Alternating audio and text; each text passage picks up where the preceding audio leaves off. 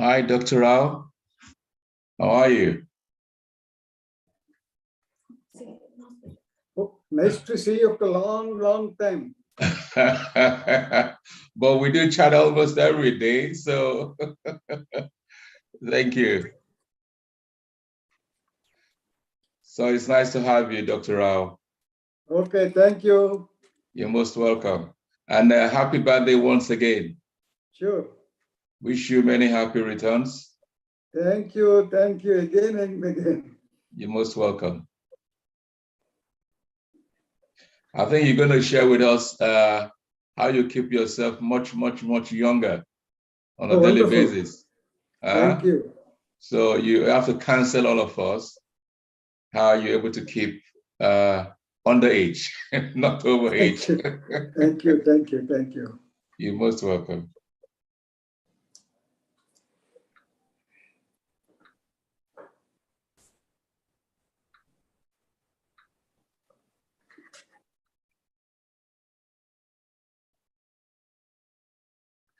Something's not at all, huh? Your mic is on. Don't talk. 5 minutes.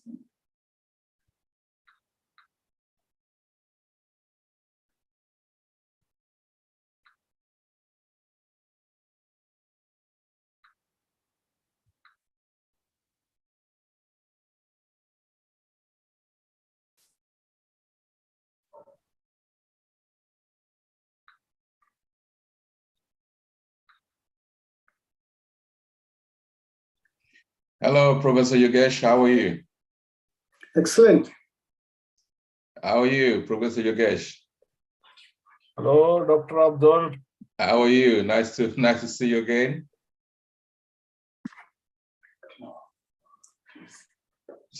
Once again, we commiserate with you on the loss of your dear mother, and we know that she's resting in eternal peace. Okay. Dr. Yogesh, can you hear me? Yes, Yes, now yes. I can hear you. Good evening from India. We've just commiserated with you on the loss of your dear mother of recent, and we said we believe she's resting in eternal peace. Thank you so much. Thank you so much, brother. She was 92. Yeah, I mean, she lived a wonderful life. Yes. We all pray that we can live as long as she is, and as well as live longer than she has. And not only that, to achieve more than she has done by at least bringing your kind of person to this world. Yeah, thank you, sir. Thank you. Yes, she was a great personality for us. And is surprised. I lost my father when I was 7 years old.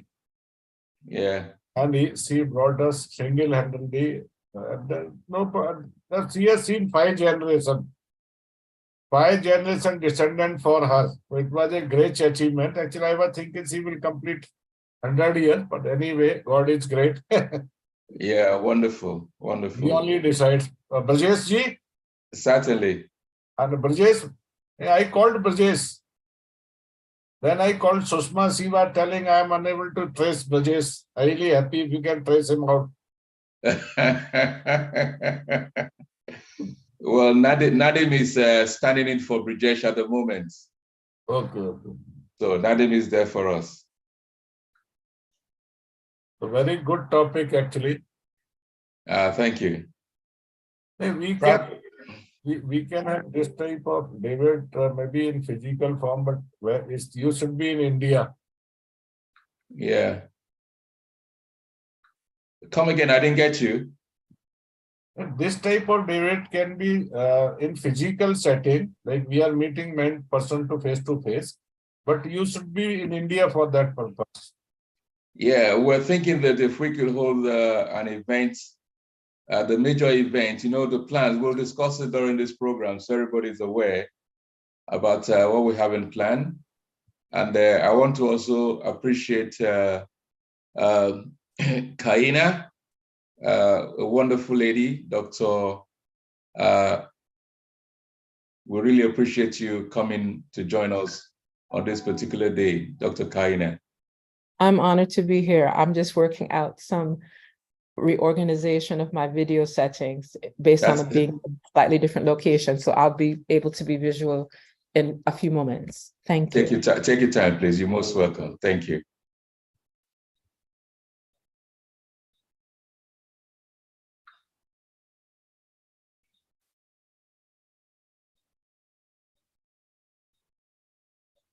Then thank you, Ashana. You're most welcome. We really appreciate you. Thanks for joining us. Ashana, you're most welcome.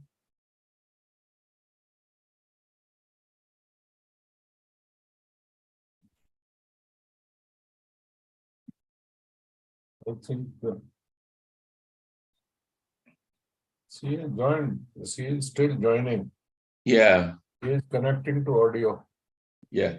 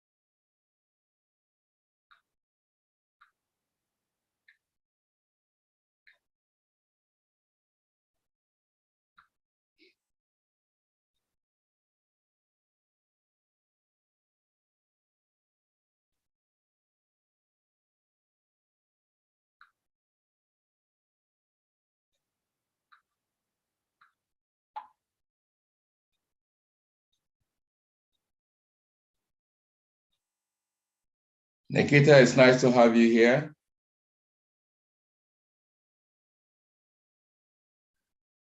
Ashana, we're very much welcome.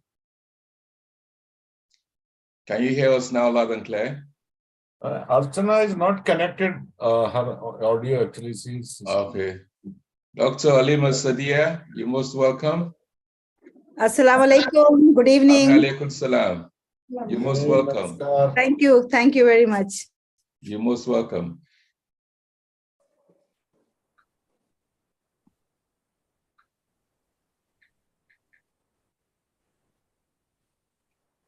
Karen Barclays, you're most welcome. Really appreciate you. Thanks for joining us. Can you unmute yourself? Okay. Yeah. Thank you. Hello, everybody. You're most welcome. Marcia, thank you so much for coming in. You know how busy you are. Oh, Cheryl, wonderful. Nice to have you here, Cheryl. And thanks for introducing Kaina to the family. We really appreciate that.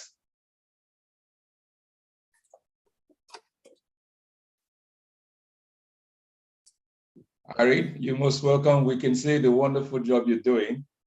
I really appreciate you. Thanks for joining us. Thank you. Thank you.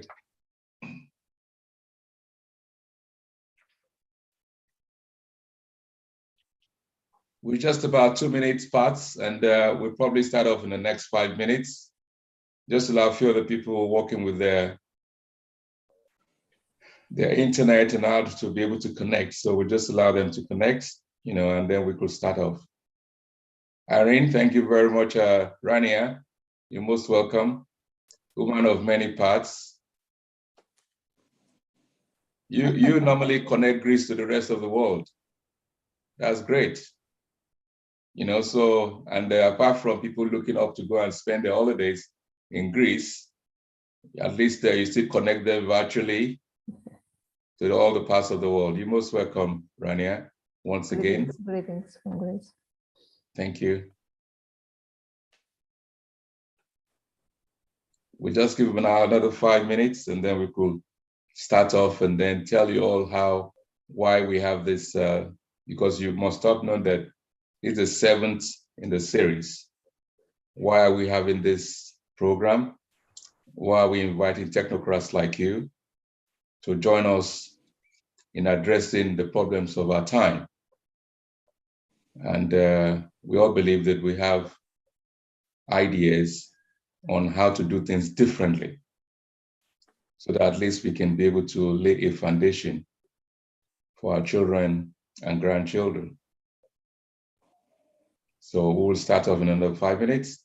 And I hope Dr. Morty, who has been chairing the meeting over time, a wonderful guy at the Silicon Valley, will be able to join us. He's been doing quite a lot of other conference he's been hosting.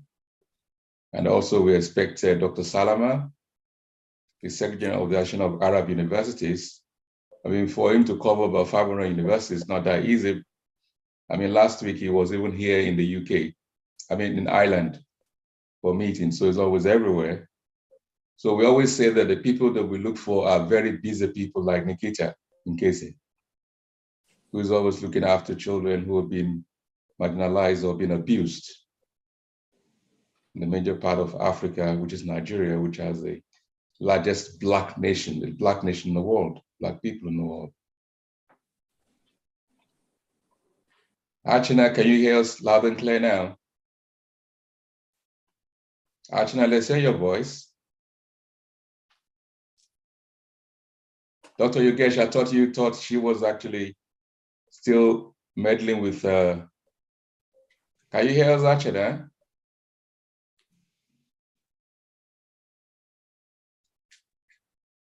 Marcia, I thought you left something there. Could you speak to us, Marcia?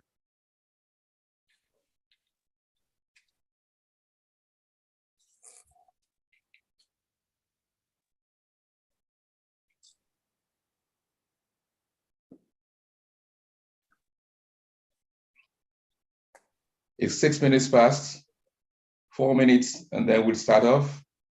Ari will be the moderator for us. Arania will be the moderator. for this program. She's been handling it very well ever since. Marcia has been very, very, ensuring that at least we have more women.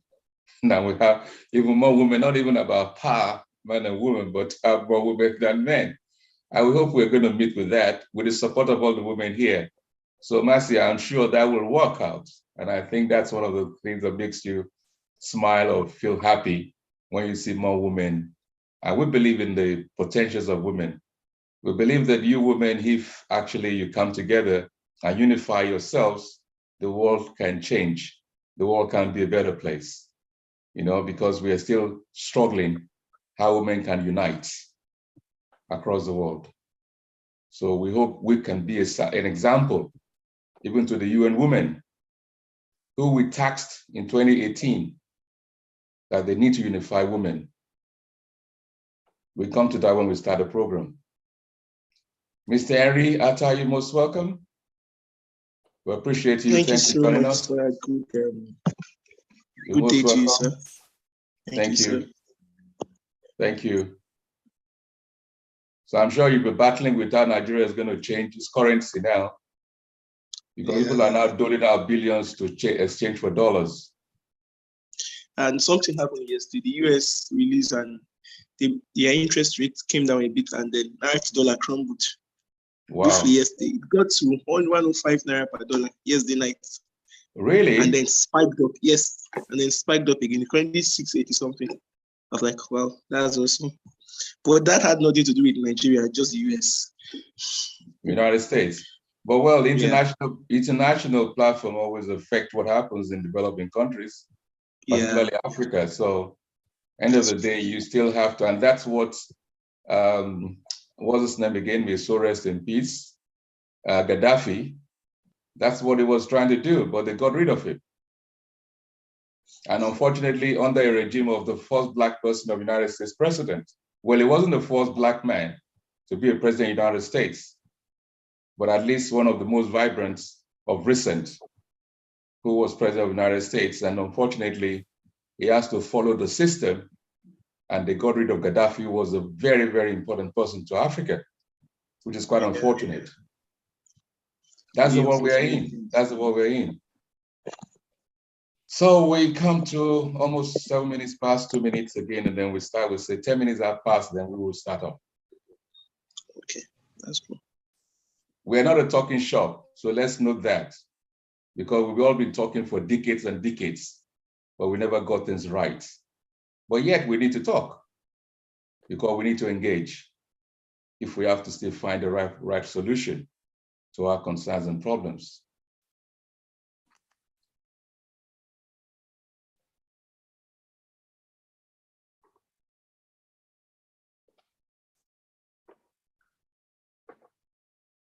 Yeah, I think we need to, I will just start off while we expect Dr. Modi to join us, and all chaps who have just said they are going to join us very shortly.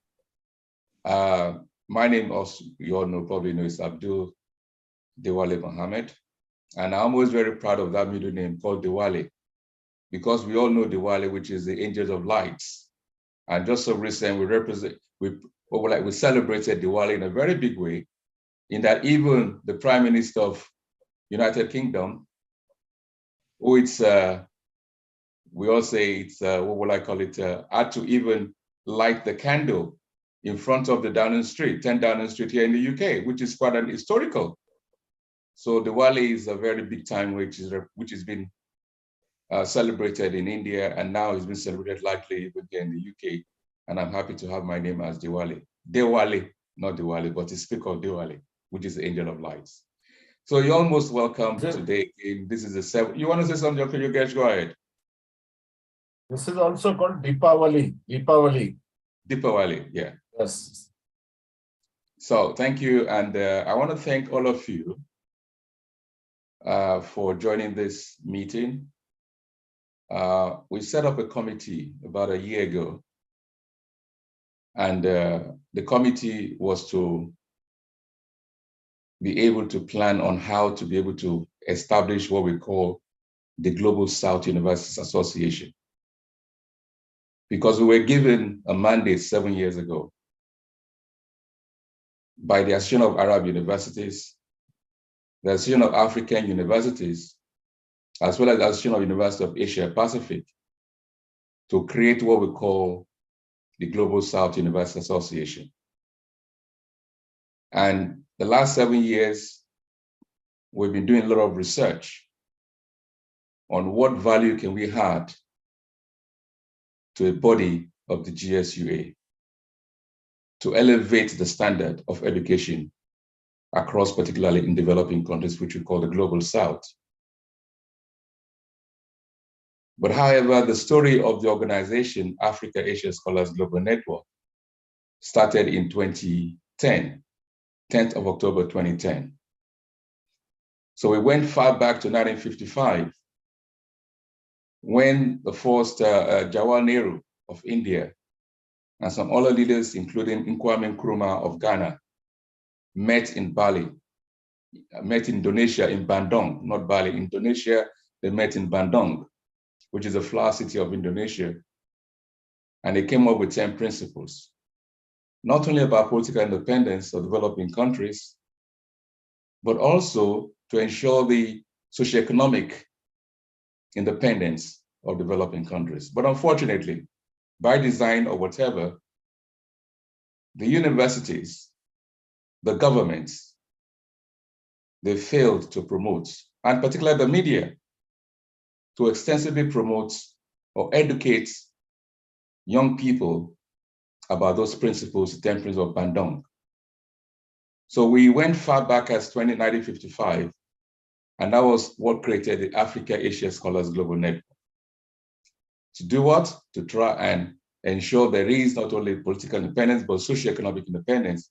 Because even with the political independence of some countries, they still do not have the independence when it comes to socioeconomic. And what we started first was to build relationship, to build trust, which is what is missing in even the United Nations. Because as 2-3 years ago, the chairman, the president of the General Assembly of the United Nations, who happened to be a Nigerian ambassador in New York, his time of office was dedicated to building trust. So when you imagine that the United Nations is 74 years old, and they're just talking about building trust, that should bother you like it bothers us as an organization. So we believe that the first most important is about building trust. We can give an example also like India and China in their relationship with Africa. India is building trust, building relationship across Africa, while China is different style. And you know, when you build trust and you build good relationship, certainly you have a very sustainable structure, sustainable growth, which is missing because UN also told us some years back that we did not have sustainable structures. So however, in 2018, we all know the World Economic Forum, the largest and most exotic conference in the world. Guess what? They told us, we are in a fractured world. So if you imagine the billions of dollars, the big organizations that we all have all over the world, with all that we do, the body that tells us straight in the face and say, we are fractured. I think that meant a lot. But if anybody is going to say they're wrong, COVID came just later and showed us that we're really fractured as a world. But what this organization has done, we're very proud of ourselves, because immediately we had that we're fractured, we had to do an intensive research. Why are we fractured? But guess we found 3-point solution to why we are in a fractured world. And what did we do about that? One thing we realized from the World Economic Forum, which we're very proud of, was that the 46th conference of that 2018 was chaired by women. And we're very proud of that because we know women have great potentials. But unfortunately, the World Economic Forum did not only the fact that they did not have even an African woman to be on that team, which we did put forward. But what we did, as signatory to the United Nations Global Compact, we called for a meeting in New York with the UN Women. And we sat with the UN Women on the 19th of July, 2018. We presented our 3-point solutions. The Under-Secretary General of the UN Women, I also had the opportunity to tell her and her team, because what the UN Women does is to look at issue of equity, what do you call it, how you can have balance between the number of women in terms of ensuring the women, the balance between men and women, equality between men and women. That was what the major program of the UN Women. And we did tell them that the major aspect of the UN Women should be doing that, because UN Women does not even know the value of women. Because if we understand the value of women, the force is to unite women.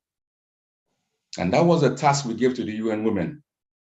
They're yet to even achieve that. They're yet even to start off on that. So we are calling you, women on this platform today, please use yourself to unite and then bring more women to unite, particularly those who are influential, because in our world today, the essence is that people that God has given the opportunity for us to put as leaders, they have failed. But however, we as an organization, we don't blame people in government, particularly the politicians. We don't blame them because they're part of us. They're part of the civil society. What we found out was that the system of governance is what is failing all of us. There's a system of governance all over the world. That system is being given a police, which we call the public servants, to guide them. You don't elect those people. Whatever you say, you're a democratic society. You don't elect them. They're there perpetually. And they govern that system. That system is what is corrupt. And that system turns a lot of people that gone into that system to become corrupt, that we call them corrupt. So until that system is service changed. So what this organization has done, so as not to take too much of your time, is that what we have done is what we should be telling you on how we're trying to add value. Now, first, what we did was we went to the UN Women, we give them the 3-point solution. We believe can start to rebuild the bricks of our fractured world. That's a height we can go. But then we also pass this 3-point solution to the Secretary of United Nations.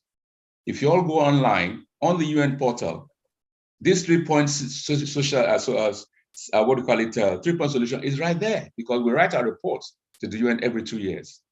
But did they read it? Did they look at it? But we are growing to that level where they have to listen to us. That's what we're doing.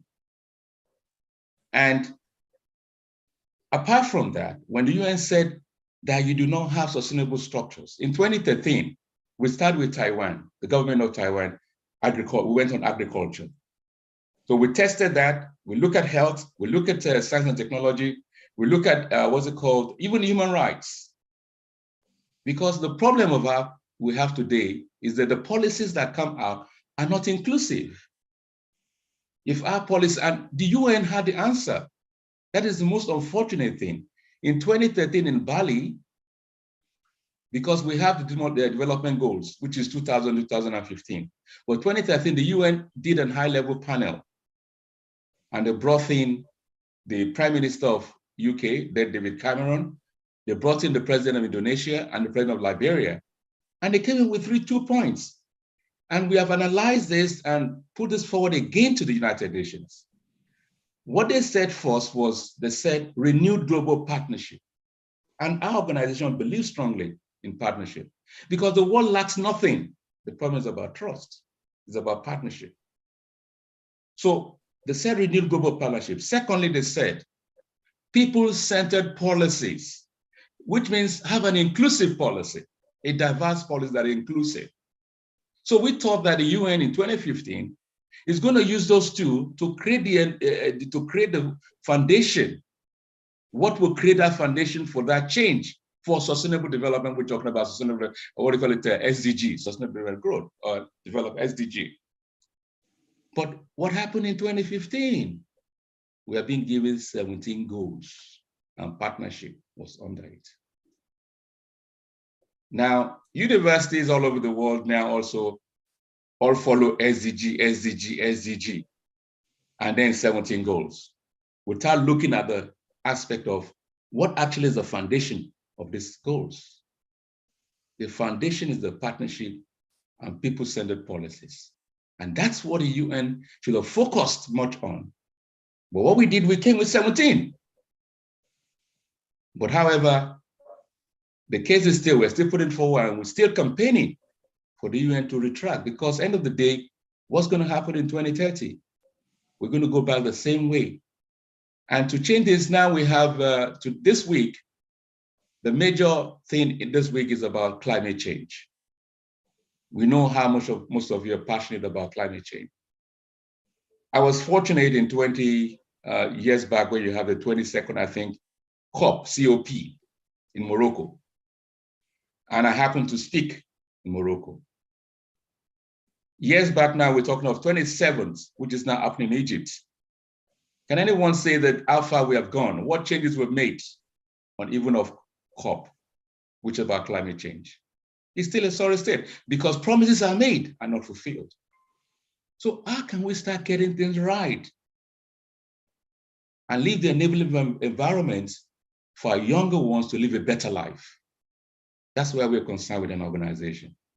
So we have actually come out with 3-point solution to try to rebuild the bricks of a fractured world. We've come out with ideas of how to have sustainable structures. So we have different areas that we've tested and we've been working on them.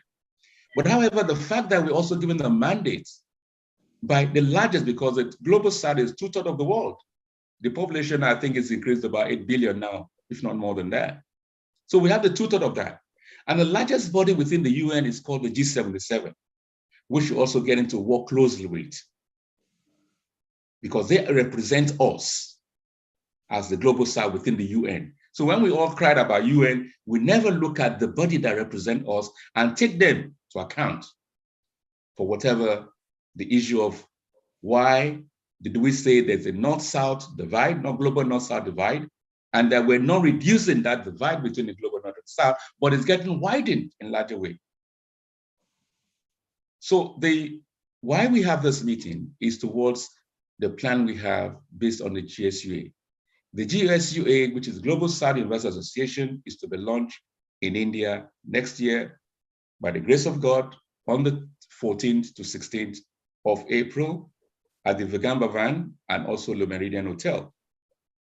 And secondly is that we saw the failure of education across the world, which is the fact that every year, every university is having a conference.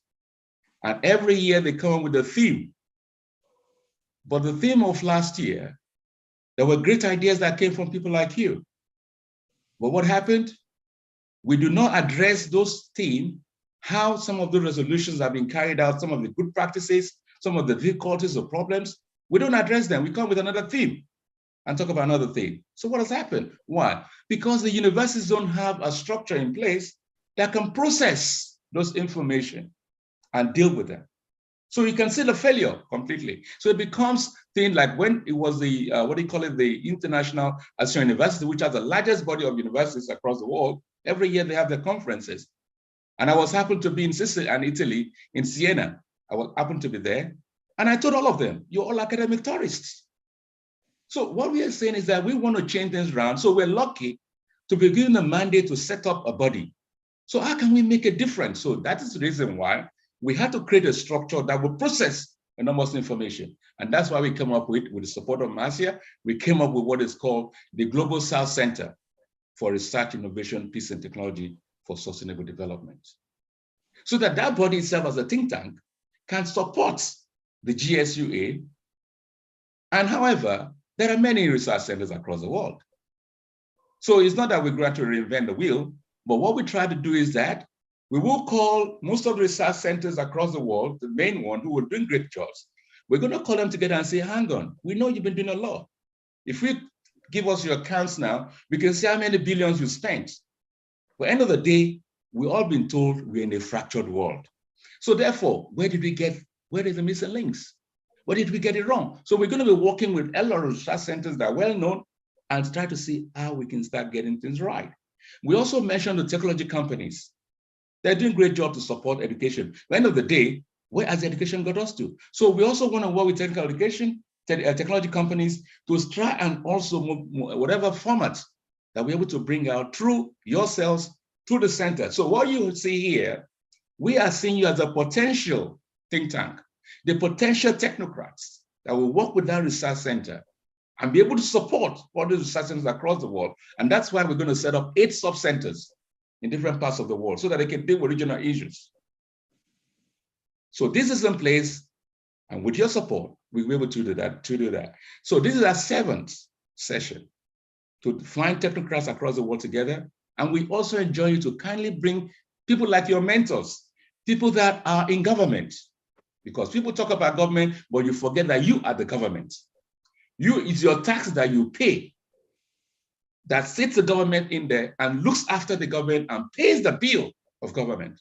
So we always divide ourselves and say government, no, we're not, you're all governments. And that's why last week, with the support of Cheryl and Troy, we came up with a committee that will be dealing with labeling. Because labeling has affected a lot of developing countries, people. When you're labeled and say you're a Black person and somebody say a white man, and they say white is good, Black is bad. So you can understand that what the cycle, the way we've been dealt with, has been a great issue that affects our life and development. So a lot of issues we'll be looking after. But what is important is this, is the issue about mindset. And if you want to change mindset, you need to create a structure. And that structure must be based on trust and transparency. And that's where we stand as an organization. Every week we have this event, we're learning, we're collating materials. What you have now is being streamed online. So we try to bring ideas because we have a team of experts who would analyze each of these ideas that you bring and see how we could take them forward. Tekuro Motero is doing a great work. She's the first woman miner in Namibia. She'll be speaking to us today. So we have women, even Muriel, who is in Australia. So that we have great people that we believe that if only we can be honest and sincere with ourselves and break the highs. When I say the highs, because we want to bring billionaires to this platform. When I say billionaires, I mean, don't talk about because billionaires are rich, because when you identify what is poverty, go to the hospital and you find a person being passed to oxygen, whatever, then you know what is poverty. Poverty is not an issue about money. It's about principles, people that have ideals, who are caring, who believe in humanity, who are more spiritual in the attitude, because we have lost ethics in our education. And today we said, we'll talk a bit about equity, ethical education. But what we hear is not a talk shop. We want to hear about your personalities, yourselves, your achievement, your great person. We want to hear. Marcia, you want to say something? I'll quickly end up here. But before I quickly round up, Marcia, could you go on and speak, please? I have to round up, finish what you're saying, and then we'll add to it. Marcia, please. I know I can understand that. Okay, thank you. So what we have here is to ensure that we can be able to put ourselves together and see how we can. This is the 7th one. We'll be going to the 8th next week. And if you have people, please bring them in, because most of us who are doing things, we have good right mind. But the point is, we need to be honest with ourselves. We need to be sincere with ourselves. And we need to educate each other about what is called humanity, which has been lost within us. So at this stage, I would like to call on Rania to speak. We call people on randomly. And if you know that you have to deal with some also very important things, please let us know so that Rania will look after that and ensure that you can speak before others are being called, because everybody being opportunity to speak here, 5 to 7 minutes. Speak about your greatness, your achievements, and see how you can bring value to all that we are trying to do to at least be able to lay the foundation required to at least build a better future for ourselves, our children and grandchildren. So over to you, Rania. Thank you very much, everybody, for listening. Thank you. Okay, good evening from Greece. I'm Rania Lambro, I'm a global educator, STEM instructor, and I'm working at the Greek Ministry of Education. I would like to welcome all distinguished and eminent guests today to the Consultative Forum of today, organized by ASCON. And our topic today is about equity and ethical education for peace and sustainable development. And why? Because we need to renew our commitments in fostering peace and sustainable development, and at the same time, consider how education itself can be transformed so that it can contribute to promote sustainable development, peace, and global citizenship for the long-term progress and for the prosperity of global human society. And of course, to ensure that the positive moral and spiritual values that are part of human civilization are thoroughly integrated into this process. So today we're going to suggest modalities and strategies for educating and empowering individuals with values, with behaviors conducive to no violence and solidarity, which could actually enhance environments that reflect peace values and specific roles. And Mr. Abdul talked about climate change. So education for sustainable development also, it's important because it entails a reorienting of education to guide and motivate people to become responsible citizens of the planet. I would like to welcome all speakers, and all speakers are requested to introduce themselves and share their point of views in approximately 5 to 7 minutes. Okay, I would like to start from a lady. Let's see here, Dr. Karine Barclay. Okay. Oh, welcome. You can take the floor. Can you mute? Can you please unmute? Yes. Okay. Sorry, I didn't expect to begin. So, okay. So my name is Karine Barclay. I'm French, from the Caribbean, from Martinique, if any of you know where it is exactly. And I live in Paris. I have worked in the international business for at the beginning of my career. And about 10 years ago, I shifted to global events. And I worked as I work in one of the biggest FDI event in Dubai, which is called Annual Investment Meeting, and also in Abu Dhabi and another event in China, etc.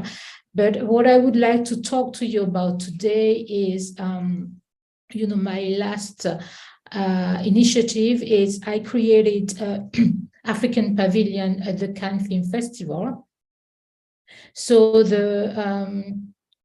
you know that the Cannes Film Festival is the biggest film festival in the world, but most importantly, it's the biggest film market. And my idea was to really promote the African and the diasporic film professionals and also the film industry. Because you see that now Africa is very much in demand, it's very fashionable, but the idea is not to let, one day you're fashionable, the other day you can be out of fashion, So the idea was really to use this trend and to use the momentum and create something that would be viable in the long term, in order to create a real film industry in Africa, an industry where the Africans will benefit, because it's a multi-billion industry, and most of the time the Africans don't benefit from it. You see, for example, that Netflix is very much into Africa now, but most of the money go back to the US, for example. So I did that during 3 years now. So I'm preparing the 4th edition, and you know what? It was that from the start, it was a great success. And when this happens, it means that the need was there, the need for people just to come together and to say, okay, what can we do together? Can we have some co-productions between Africa and the US, between Africa and the Caribbean, between Africa and Canada, and also in the European diaspora? And because sometimes we see, since I am, I'm trained in international business and all, we always think of international like Africans going to Europe or to the US, but international comes to the next frontier. And most of the time, people don't do business with their neighbor country where it is so close.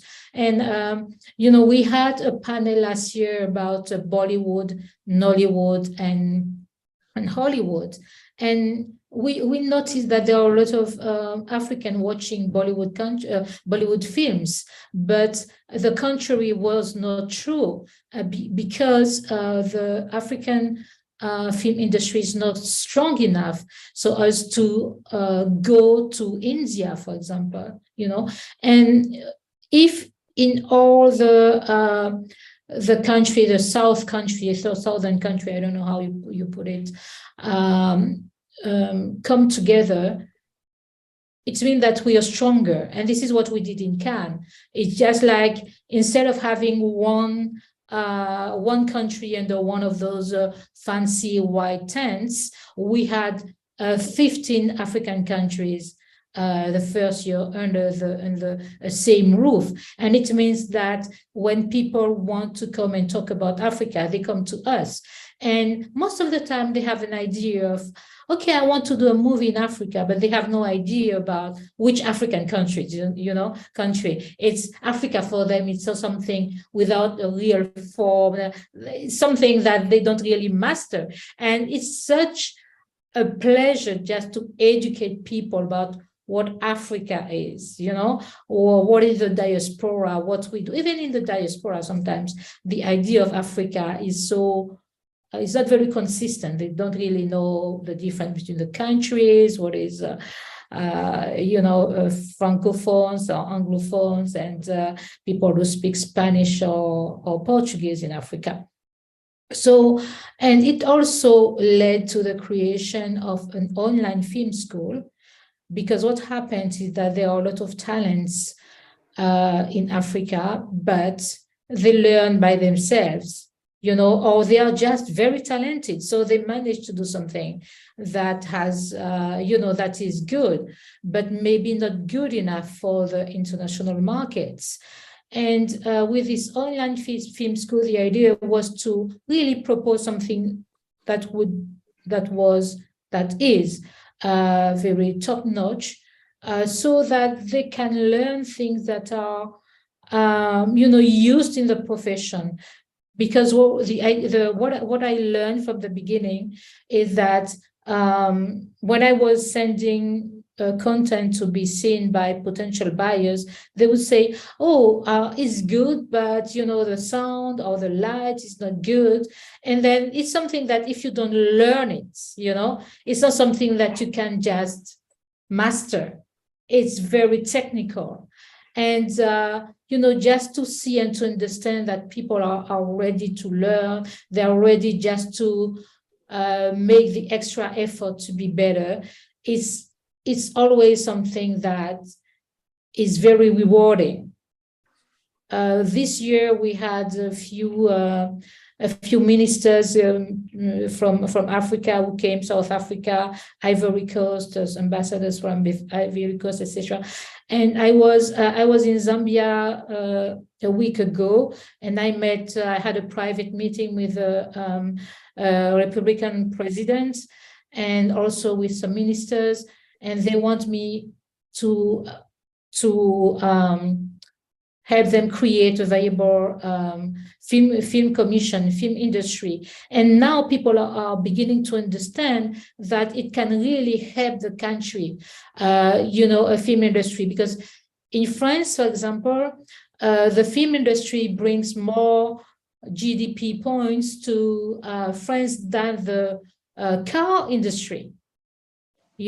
So it's really something that can bring people together, and also that can make the world understand better what is Africa. And I would be very happy to have more interaction with India, so we can go and make some co-productions in India, Africa, the Caribbean, because I had some ancestors from India as well, on my father's side.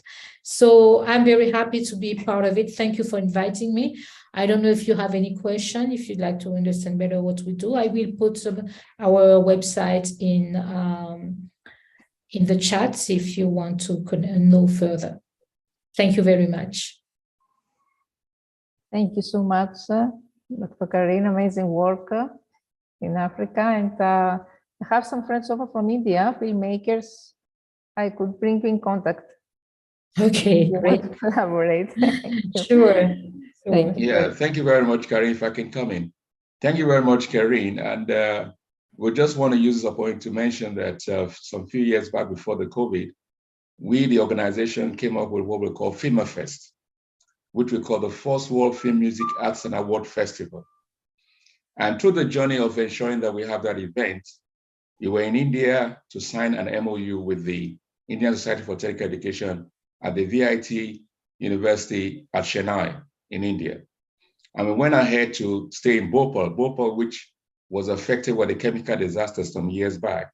And we wanted to turn it to a city of happiness by having the Film Fest in Bhopal.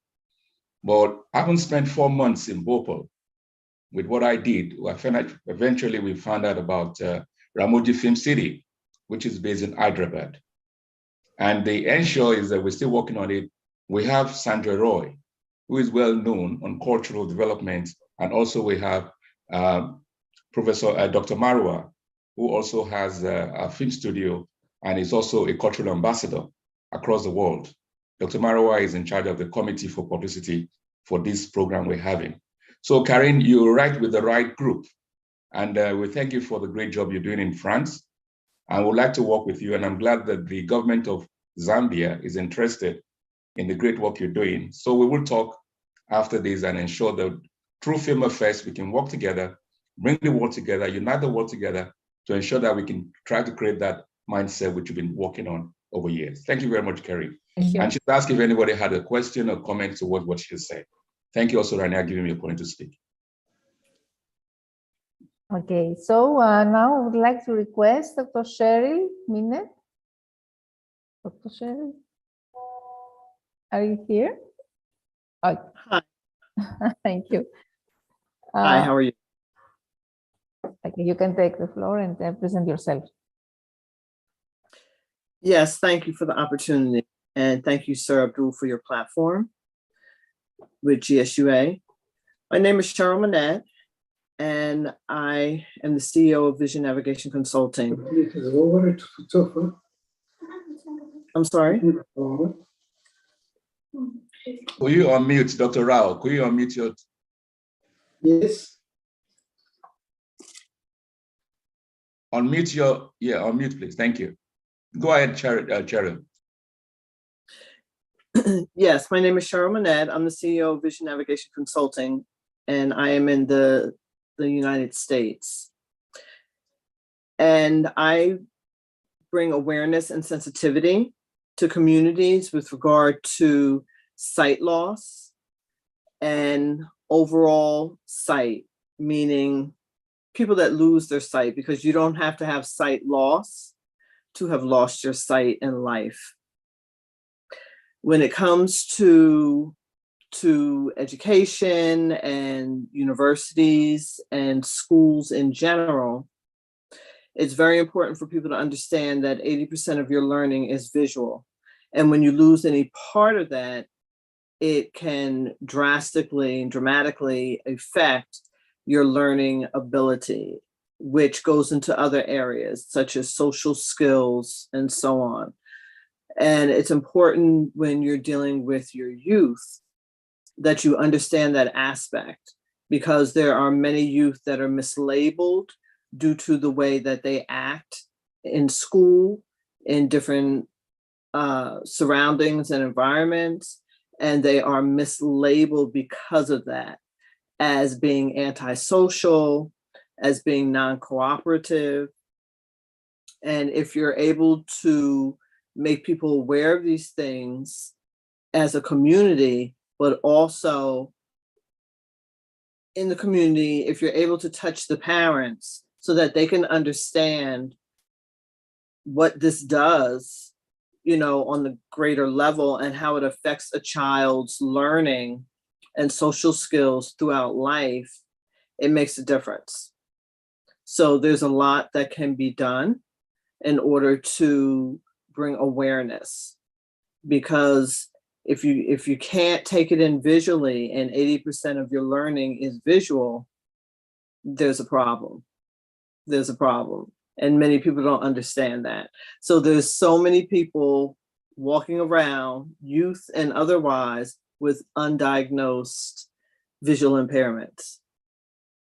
And it's important that people are made aware of the things that can be put in place as far as communities, because I myself was born sighted, but I have since lost sight. And with that, I do understand that the world is not designed for the sighted. It definitely is not. But we maneuver very well within the constraints of what we're given, right? You see people all the time maneuvering around, and there are CEOs of corporations that are fully blind. So there's a lot that can be done. We, the blind and visually impaired community, we have a lot to offer. And people just need to know globally to tap in. We are definitely a resource. So thank you. Thank you so much, Dr. Cheryl. Thank you, Cheryl. We thank you very much. And, you know, sometimes I didn't, you know, nobody believes even that probably you use the word blind. And like we said last week, you know, disability is not inability. And the right word you said, the fact you don't have a sight doesn't mean you can see, because you can feel, like I told you last week about Stevie Wonder, you know, when we met in Nigeria. And when Stevie, the issue is there is that you guys can see more because you can feel. Like I was told by a twin of blind girls, is that the things that we see, we can't really feel. We are looking at colors. So when we're looking colors, but somebody who you assume as being blind can see directly what he wants the mind go straight to. But when you see colors around you, you're somehow distracted from the major things that actually deals with your life. So there's always something good in whatever we've been created in this world. So thank you very much again, Cheryl, for your wonderful contribution. And the fact that we're working on labeling, like Riley said, we're going to have to work more on it so that we can start changing the mindset of people towards productivity and development. Thank you very much. Over back to you, Rania. Yeah, sorry, Cheryl. You want to say something? I just said absolutely. Thank you. Thank you. Over to you, Rania. And I would like to call Dr. Rao. Sorry if I pronounce it correctly. Okay. So welcome, and you can introduce yourself. Thank you very much to all of you. Dr. Rao Valampati, and we want to use the occasion to also again say happy birthday to you. You just had your birthday yesterday. So congratulations, I wish you all the best. And give us the formula you use, which makes you very youthful. Thank you, sir. Thank you very much to all of you. And very good evening to all of you once again. It's a very interesting topic to discuss, and very happy the way things going from this organization. It's the right time, the topic you have chosen, and also action to be taken very, very seriously and very quickly. There should be action groups for different things. You know, the COVID-19 gave us, shaken the entire world. Even the existence of human resources is at risk. The high time, United Nations and unity is more important. Different countries, you know, Asian as well as Western countries. The way the topic got to raise, whatever going on is still going on. The tortures what they're getting, the amount of work they're doing, the injustice they're facing is surmountable. It's high time one has to do a lot of things at this juncture. For example, in my own experience with patients which are dealing with COVID, the problems are unsurmountable, and more than 3/4 of the suffering, more suffering among that population what you are referring. And the government of the different governments are doing very, very scanty respect and not going to the expectation what we should do. I'm very happy something going on from our organization, and especially the education, what is going on is definitely not to the point. I emphasize this thing mostly largely reductionist as well as materialistic. When there is materialistic and egocentric, there is no joy in their learning itself. There's much more important to be given. It is more competitive and no personal growth and welfare of others and harmonious living. And this is going on from centuries together, unless something should be done at the education level. For example, I made some of the things in multiple intelligence testers in different schools and colleges and how it can be incorporated. For example, I've taken treasure hunt, where I'm emphasizing school teachers, administrators, parents, and community. The results go beyond my expectation. The same thing in the whatever resource I got from them, we implemented certain things in the community itself, what the results came out. Such things can be interpreted so many ways. Now, most important part which I'm talking about, we gave a lot of recommendations because decompartmentalization of science, arts, literature, different subjects. Now, from our suggestions, Government of India made certain recommendations, and now some of them are implemented, but it is not to the expectation. As I said, that it should be sustainable for different people and different actions. And inclusive action is more important, what emphasis from this society. It's high time one should be, action group should be taken, and also at policy level, we have to incorporate more and do something to incorporate our ideas. And it's not reaching so far to the policy makers. It's high time our society should give more emphasis and give more and more such things for the betterment of future world. And I'm sure these activities, what you're doing, will give far-reaching implications for us. Thank you very much.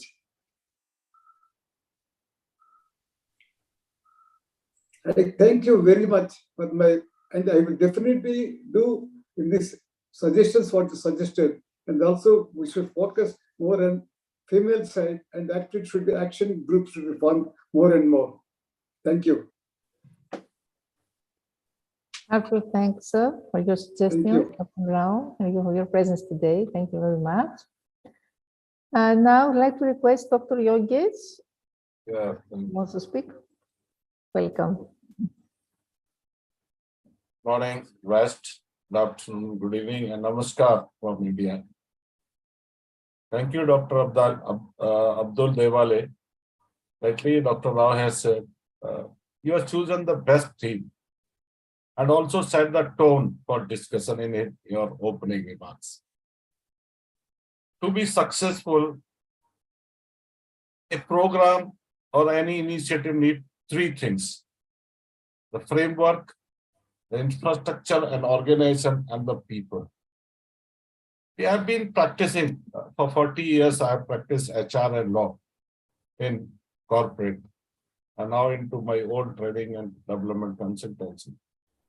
And we say first two, like infrastructure and framework, will not give you the success.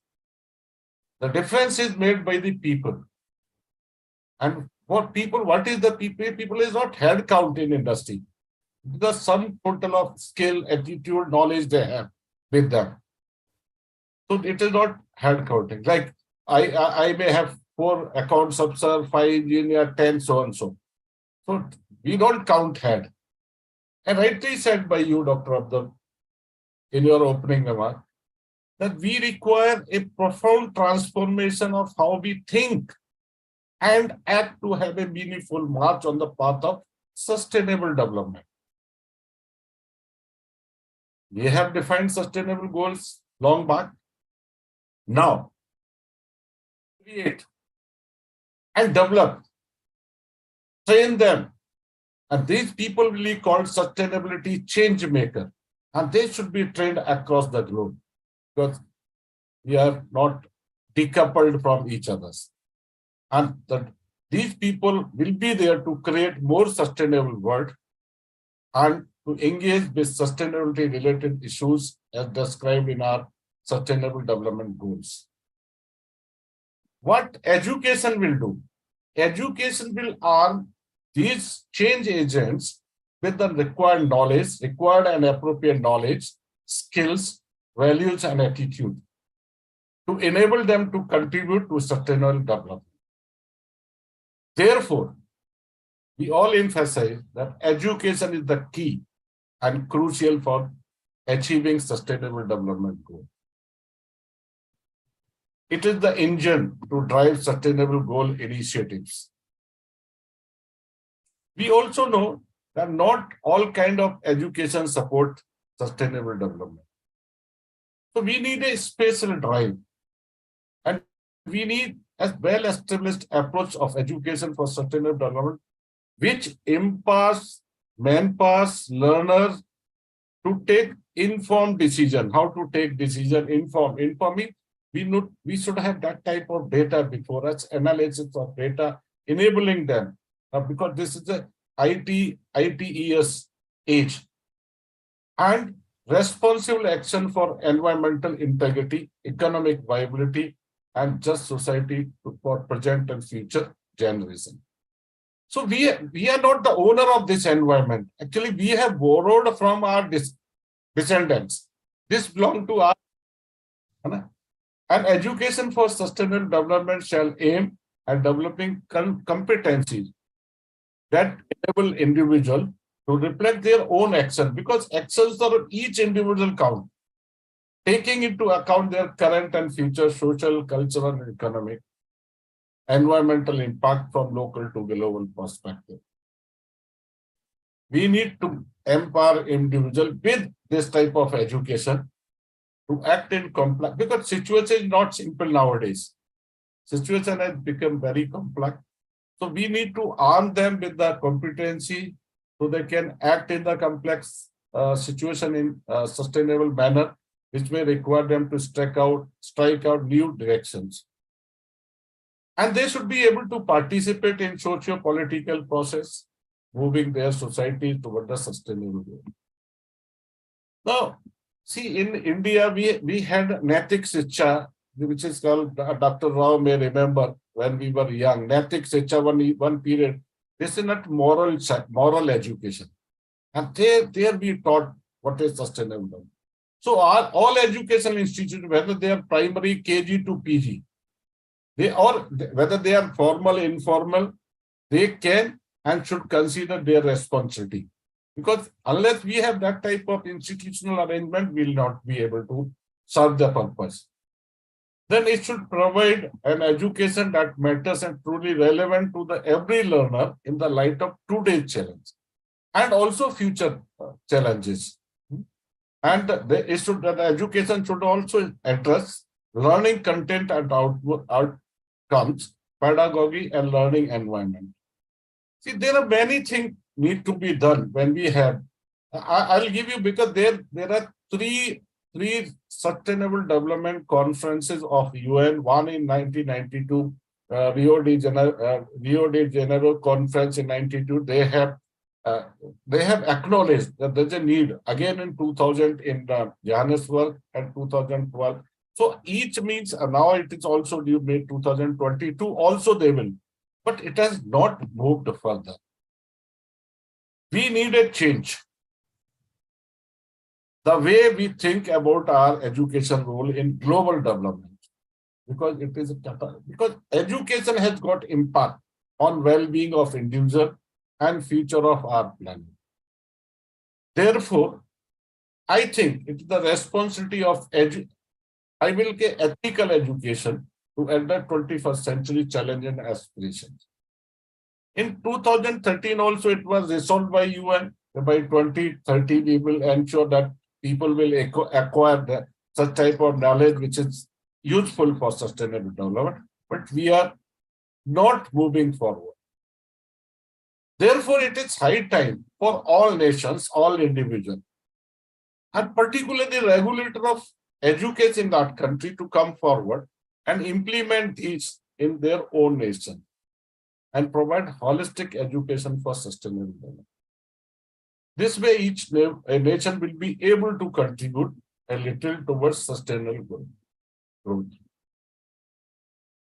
See, at the end, I will say ethical education can be the major contributor to new vision of sustainable goal developed by developing competencies of the sustainability change makers. Because unless we have that type of competent people, will not be able to. I am put in that way.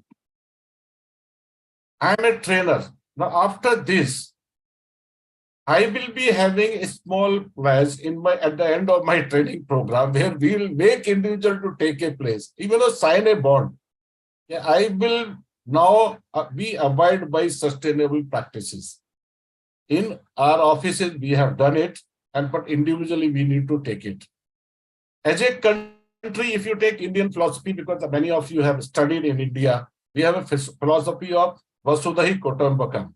Whole world is our family, one family. And that's why we take right kind of action.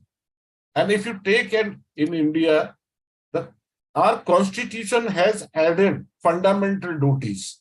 And the fundamental duties of each citizen of India is to protect flora and fauna, rivers, mountain. We have got special laws for environmental protection. Ministries at federal and state level.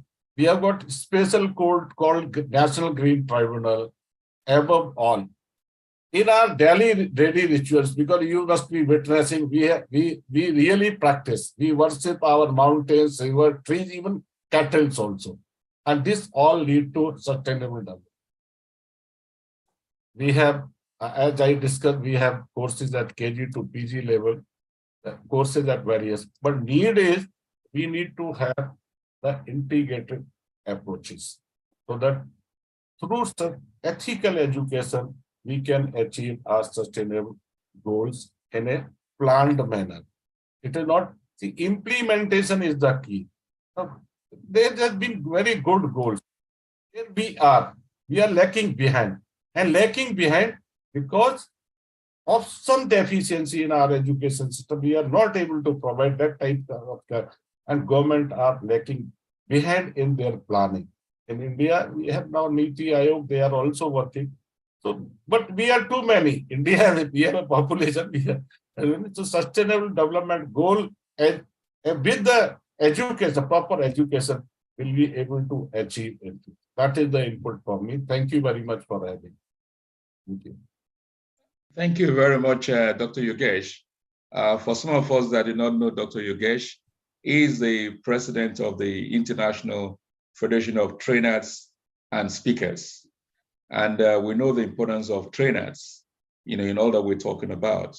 And I'm glad he agrees on the issue of ethical education.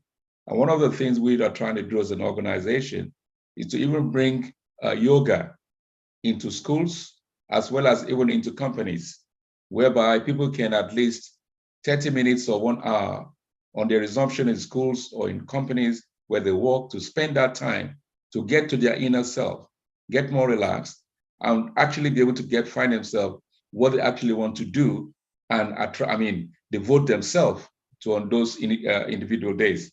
So we're hoping that we're able to introduce yoga, and yoga has been accepted by the United Nations through Prime Minister Modi intervention. So we'll be working on that.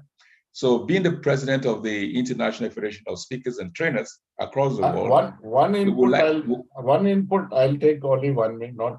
See, I joined one organ, and I'm also lead auditor for ISO 9001, 14,000, 45,000. 14,000 is the environmental protection, which say plan, do, act, check, and act. So planning means planning level, we should do this. And 45,000 is the safety and professional safety in the office.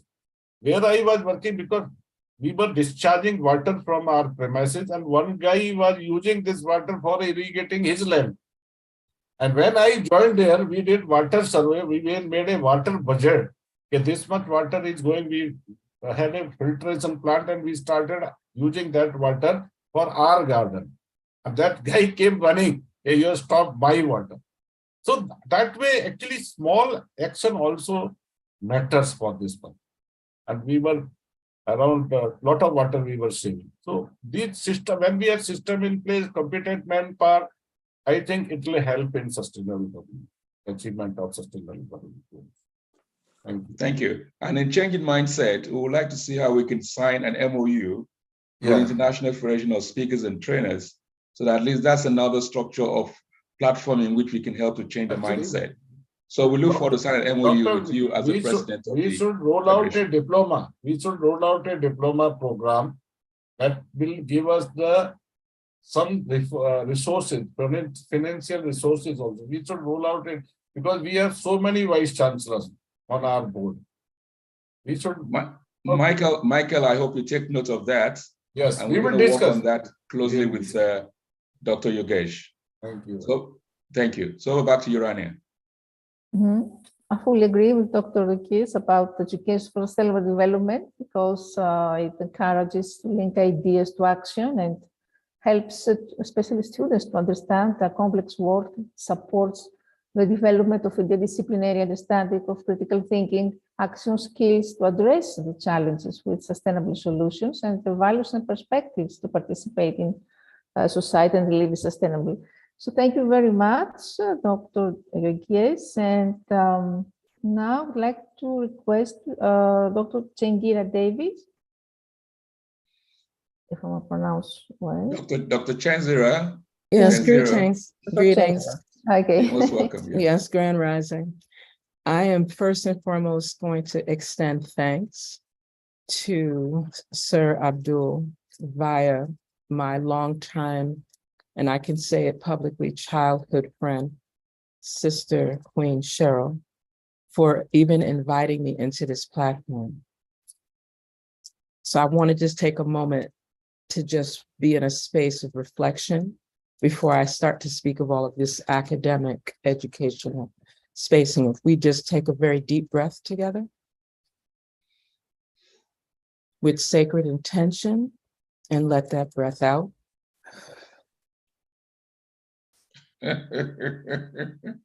Because when we start to speak about things that are very academic, we get very emotional, we get very involved, we get very, passionate.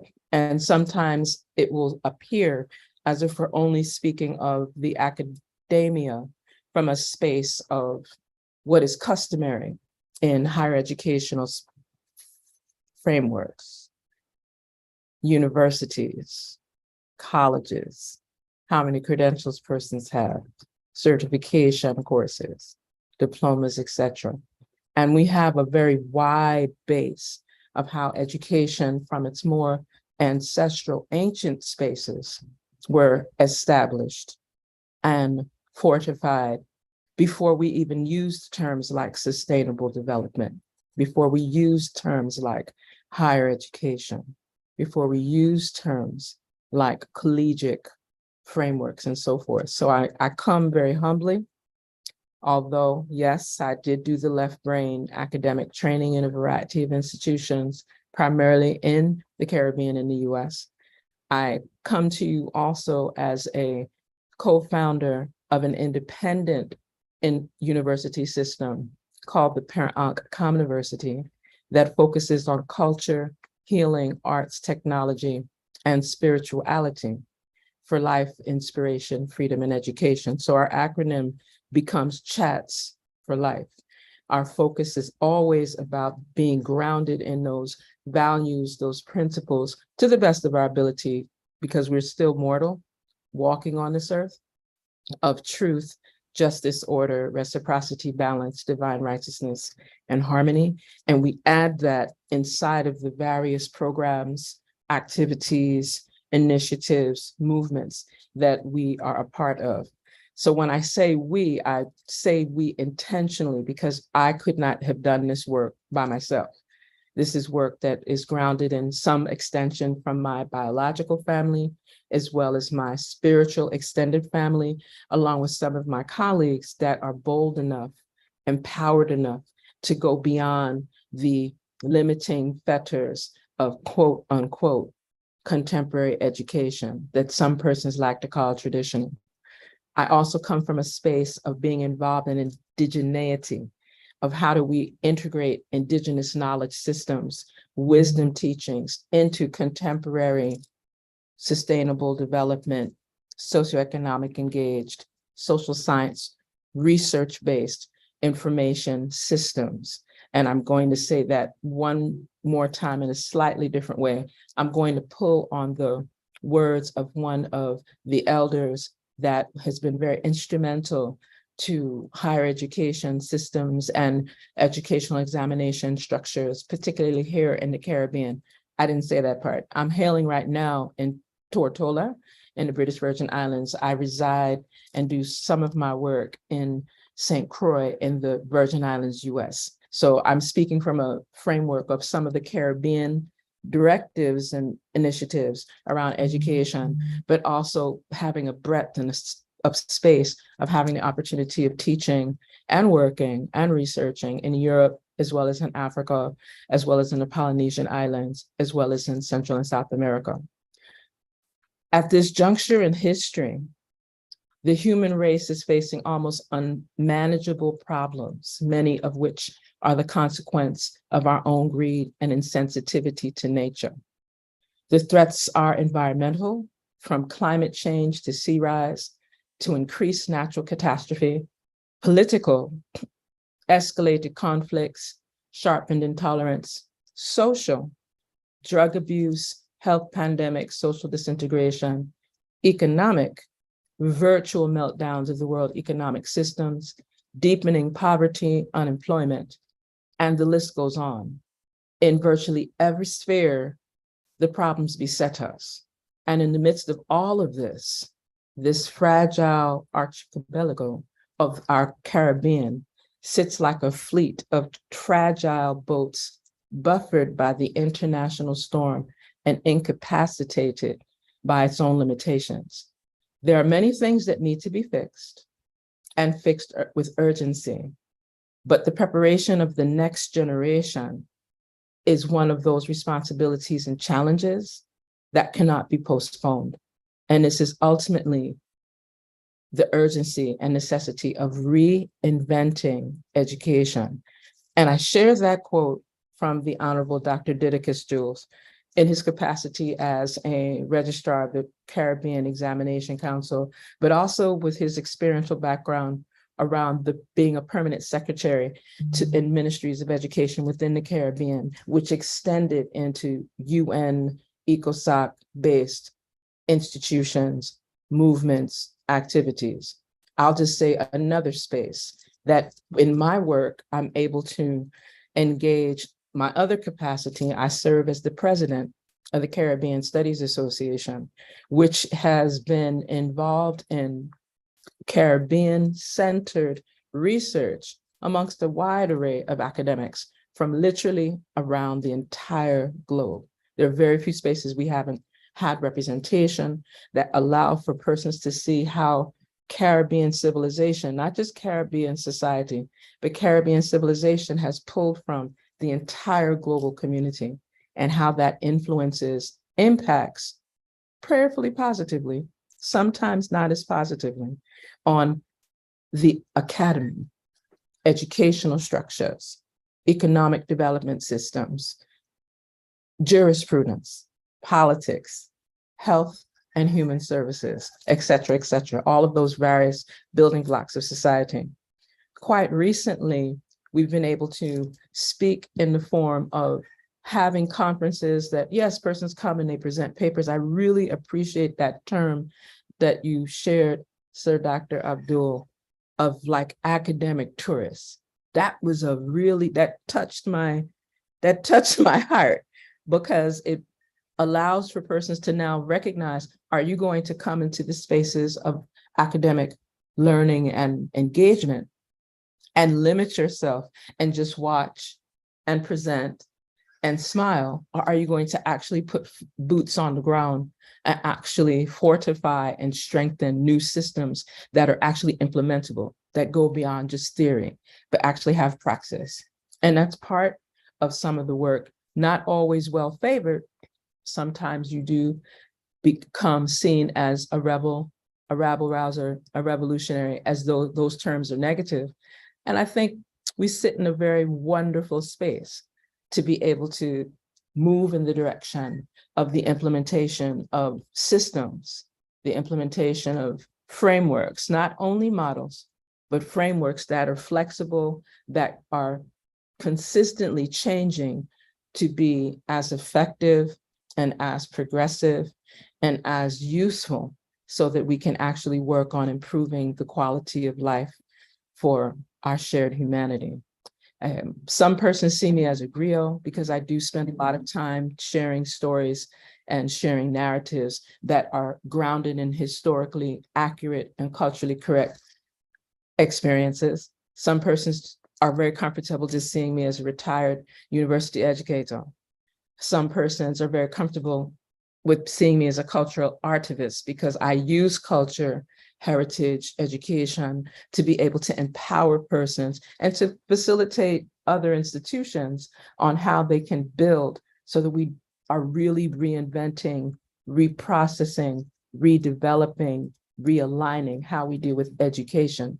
So it's not just regurgitated knowledge, but that it's wisdom teachings that persons can actually transform the societies in which they live.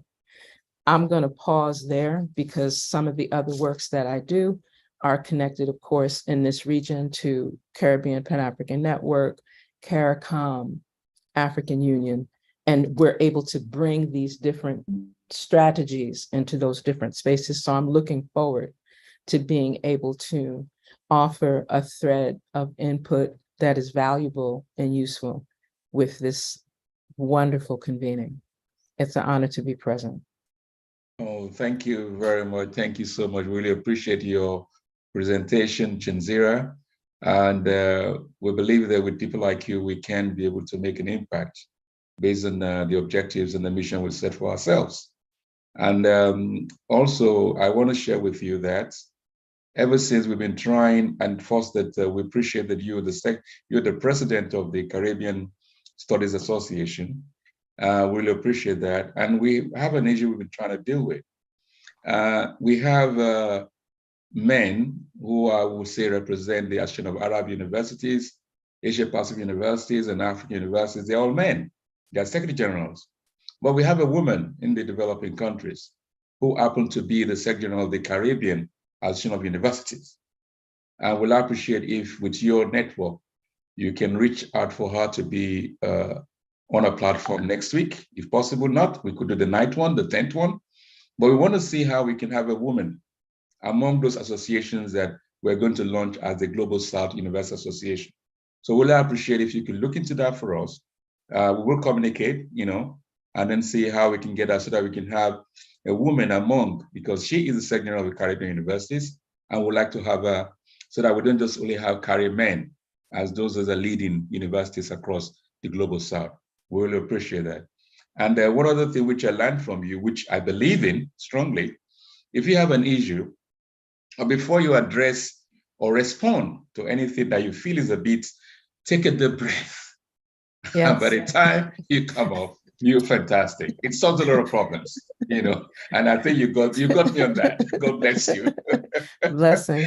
If I may, and I'm grateful, I really am thankful that an assignment is attached to what has been shared, because even the theme for our CSA 2023 conference in June of next year is transforming our Caribbean.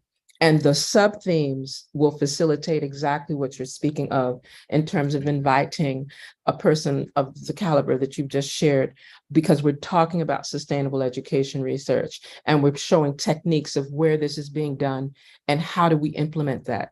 We're speaking of the theme of sub-theme rather of sacred traditions and the influences of economic development with effectiveness, not just economic development and just bring the plan and talk about the plan, but where can it be implemented? What are the things we need to tweak to make it more successful? And of course, environmental solutions. We've just received a number of correspondences from actually the African women present at the current climate convenings, and they have 27 demands, and they published it yesterday. And those demands sound very much so in synergy with all of what's being shared here around cultural creatives and praxis as well. So I will put that link in the chat, and then we can proceed so that that can be done. I would be more than honored to welcome a woman of her caliber to make sure that we have the equity in terms of representation. That's why I use those terms: revolutionary, rebellious, etc.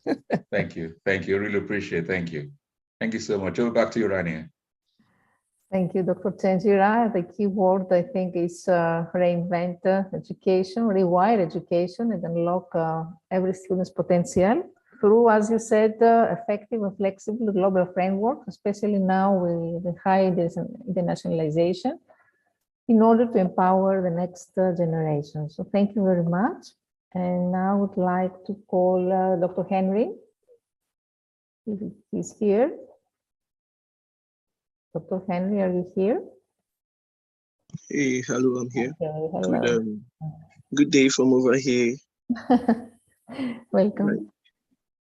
Personally, I like the smiles. Everyone has been smiling, so it's lovely.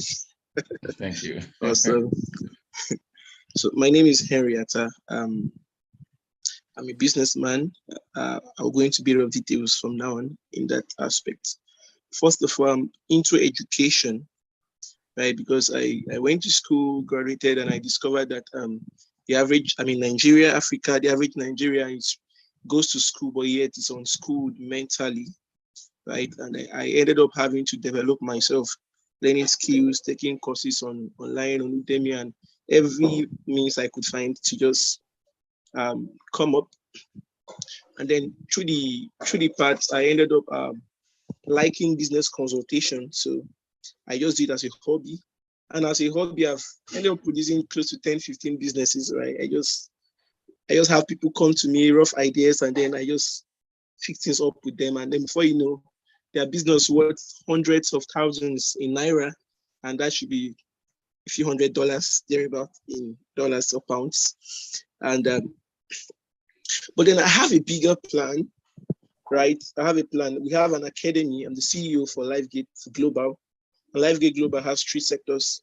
We have Life Farms, we have LifeGate Academy, and then LifeGate Trading Hub. Since I'm into Forex and I'm into investments in lands, that's real estate and cryptocurrency. And then, so for the LifeGate, what's the word? For the LifeGate farms, I learned through research that agriculture that is coming farming, right? Which most African countries are not prepared for. You see, Nigeria, for instance, we have a large agricultural base, but then we are still oil dependent and the rest. So I have a draft to create a 10-hectare farm to just create cash crops specifically. And then onto the academy, have a long-term plan, which I just instituted. We just planning to begin to have a school mainly for orphans. I didn't share that with Doctor. I just, since a lot of things, to have a school based on orphans, just get orphans from all over Africa as much as we can, school them from nursery to secondary, and if possible, have our own university just for them. Because, like I said, I discovered that though Nigerians or Africans are largely schooled, but yet unschooled because their minds are not developed, their mindsets are still in bondage, right? And those mindsets are what causes the limitations and the decadence we see in the system. So you see people, even in the young age, saying, let's get to the politics, let's eat our money, let's do something like that. And I'm wondering what's going to happen to the next generation. You just come and meet, the place already crumbled, you go and meet a destroyed place and stuff. Yeah, so currently we have an academy where we teach people relevant financial digital skills, right? And then we started from teaching Forex, which the last batch finished last week. And then yeah, we have a community, a group, yeah, where we give investment advices and other stuff. So majorly, I would say more based in the financial aspects, right? And then in the mental aspects, because I have a lot of mentees in their tens, maybe hundreds, as yeah, shockingly so. And then I take my time to make sure they get the right mindsets, because I know with the with the proper mindset, with the right mindset, you can achieve anything. So I think that should cover a lot. I just say a lot of things without time to explain anyone largely, but if you have any questions, I think I can go on from there. And also, I love what Dr. Abdul is doing. I love it a lot. You know, I just mentioned his school for orphans, and then when he told me he had spent millions of pounds, school thousands of, I was like, wow, this is awesome. But I was excited. I was just like, okay, this is my first time talking. Let's be conservative and stuff like that. So that's that on that. Thank you. I love what you're doing. Awesome. Thank you very much, Henry. Thank you for that words of inspiration. One thing that you just said is about you went to school and you found that a lot of people are unschooled. And that's why we said that we have a lot of professors, doctors all over the world. And particularly, you find that even when COVID came, as against the best scientists to come together under the WHO and save millions of lives, what happened in the West is that we started to compete in terms of making vaccines. And those vaccines become commercialized. That's the kind of world we're living in. So, and if we don't break into that, into ensure that we can do the right things that will affect, at least that will promote and support humanity, that would be great. Even when we talk also about UK here, we're talking about recession. So you wonder why we can fail to manage ourselves and to create more poverty. And that still goes back to what I said earlier. When we do not have diverse and what will I call it, inclusive policies, when we are not in partnership, working together, this is what we'll always face in our lives. And that's why we believe that together, we can't even change the way the United Nations, because at the moment, the UN is telling all of us we don't have the answer.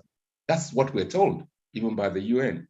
So, but who is going to come up to try to change that? We're open and working hard to ensure that we can change the narrative within the United Nations. We're working hard towards it, and we believe with your support, we can get there. Like Obama said, yes, we can. And I believe we can with the very right mindset, as said by Henry Atta. So thank you very much again, Henry Atta, and back to you, Rania. Thank you so much. And I would like now to call Dr. Michael. So Michael, yeah, Michael, you're being called on. Michael, I hope you also explained that, because we believe that whatever we're doing, if you don't have the media, then we cannot go far. So Michael is doing a great thing. We're working hard to do something on regarding that. So Michael, might you be able to say a point on that regarding the Asgon Digital Television, which also Emmanuel is also a part of, and also Marcia is also on it. Thank you very much.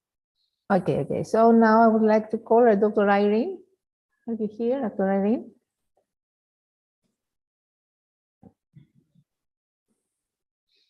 Hello. Hello, welcome.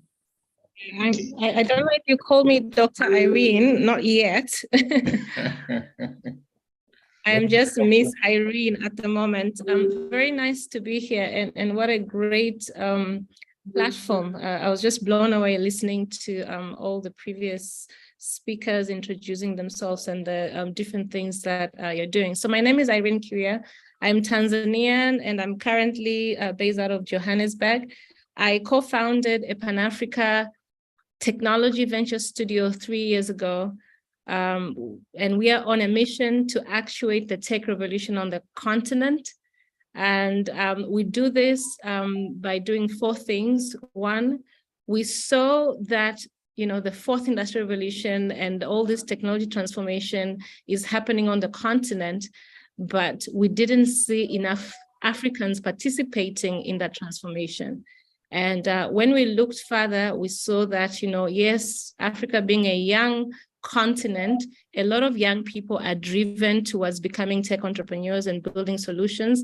But, the challenges are vast, which is where we saw an opportunity to come in and bridge that gap. So we invest in technology entrepreneurs on day one. So we are pre-seed investors, but we don't just give money. We work with the entrepreneurs to help them build the solutions that they're working on and take them to market.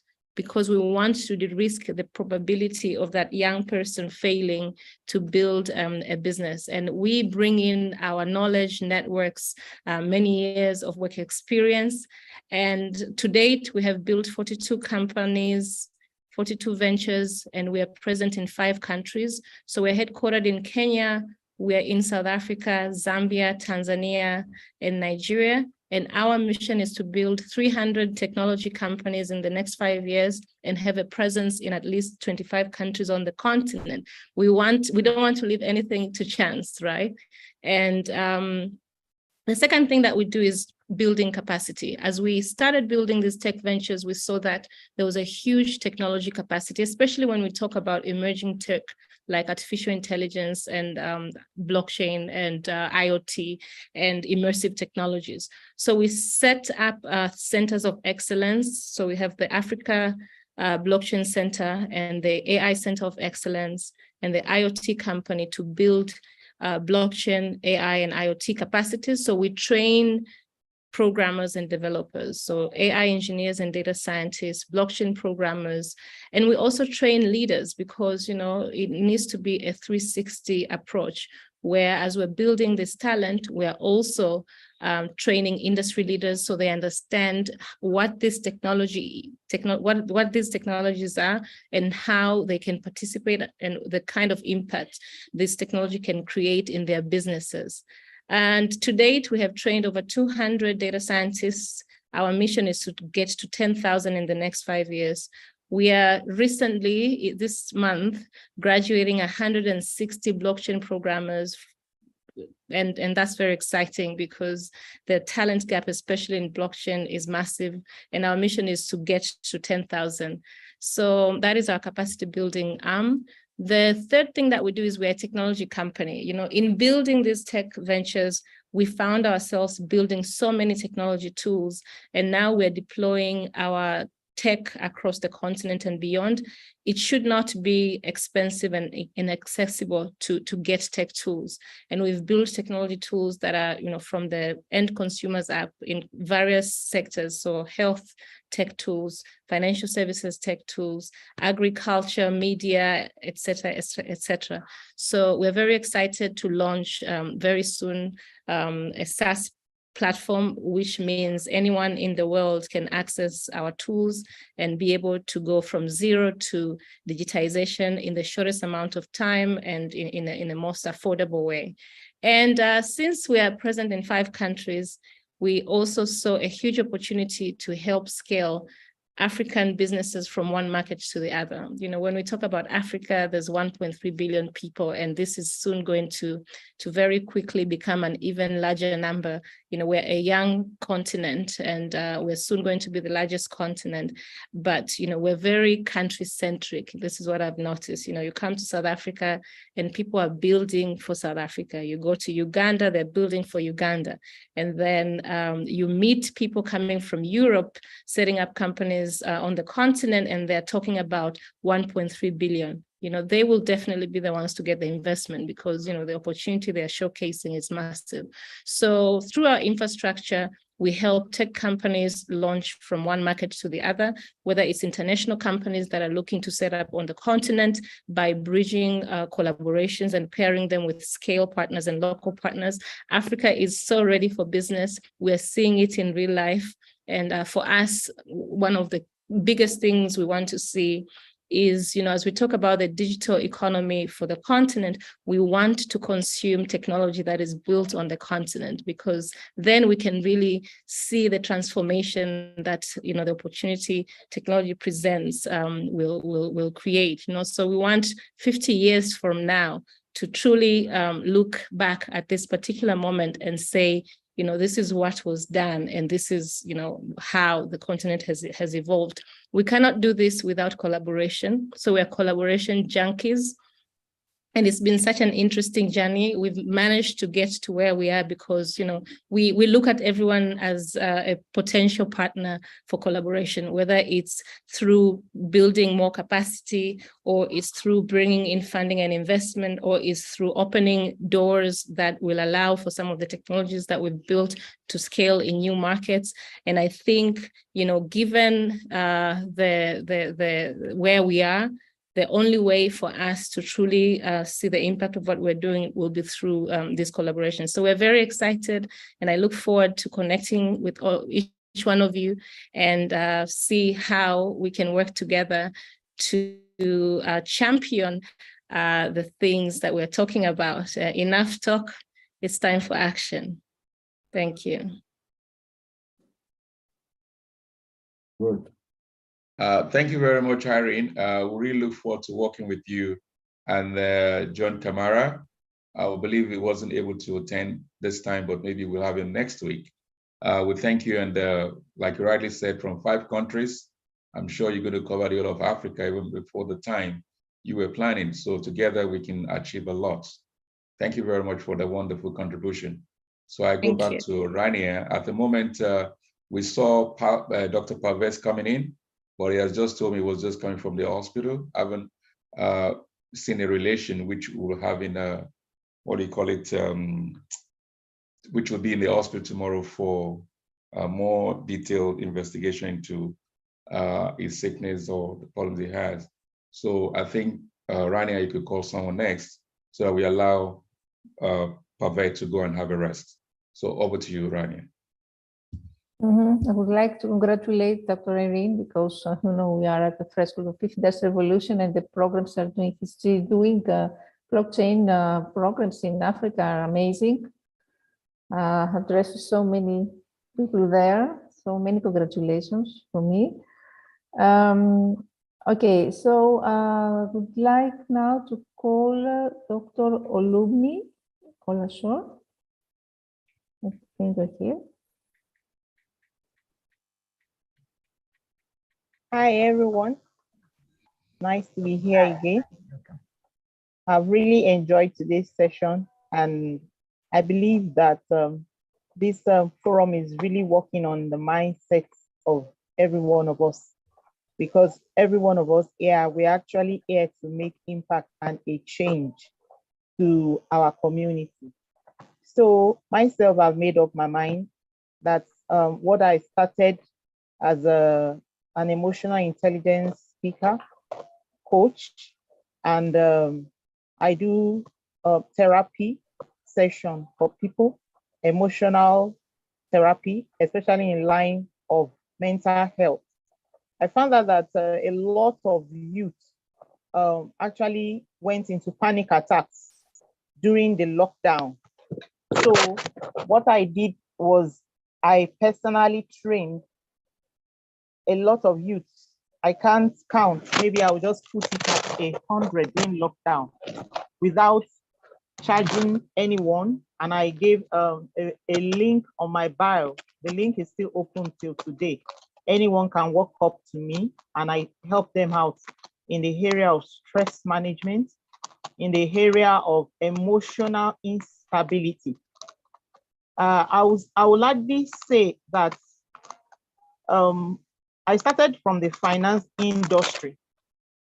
That is, I have over 15 years experience in the banking industry, and I left the banking industry as a senior manager.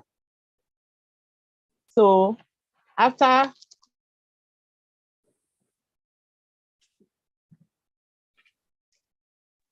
lockdown, I realized that there are a lot of people with emotional issues. So I gave attention to that, and right now, I noticed that a lot of people have been able to get issues resolved. Mentally, they have been able to coach a lot of people, especially now in the entrepreneurial space under the real estate industry. What I do for people now is I create wealth. I help them create wealth whether they have capital or not. I put them through the necessary training and I empower them with knowledge, which we're talking about today, education.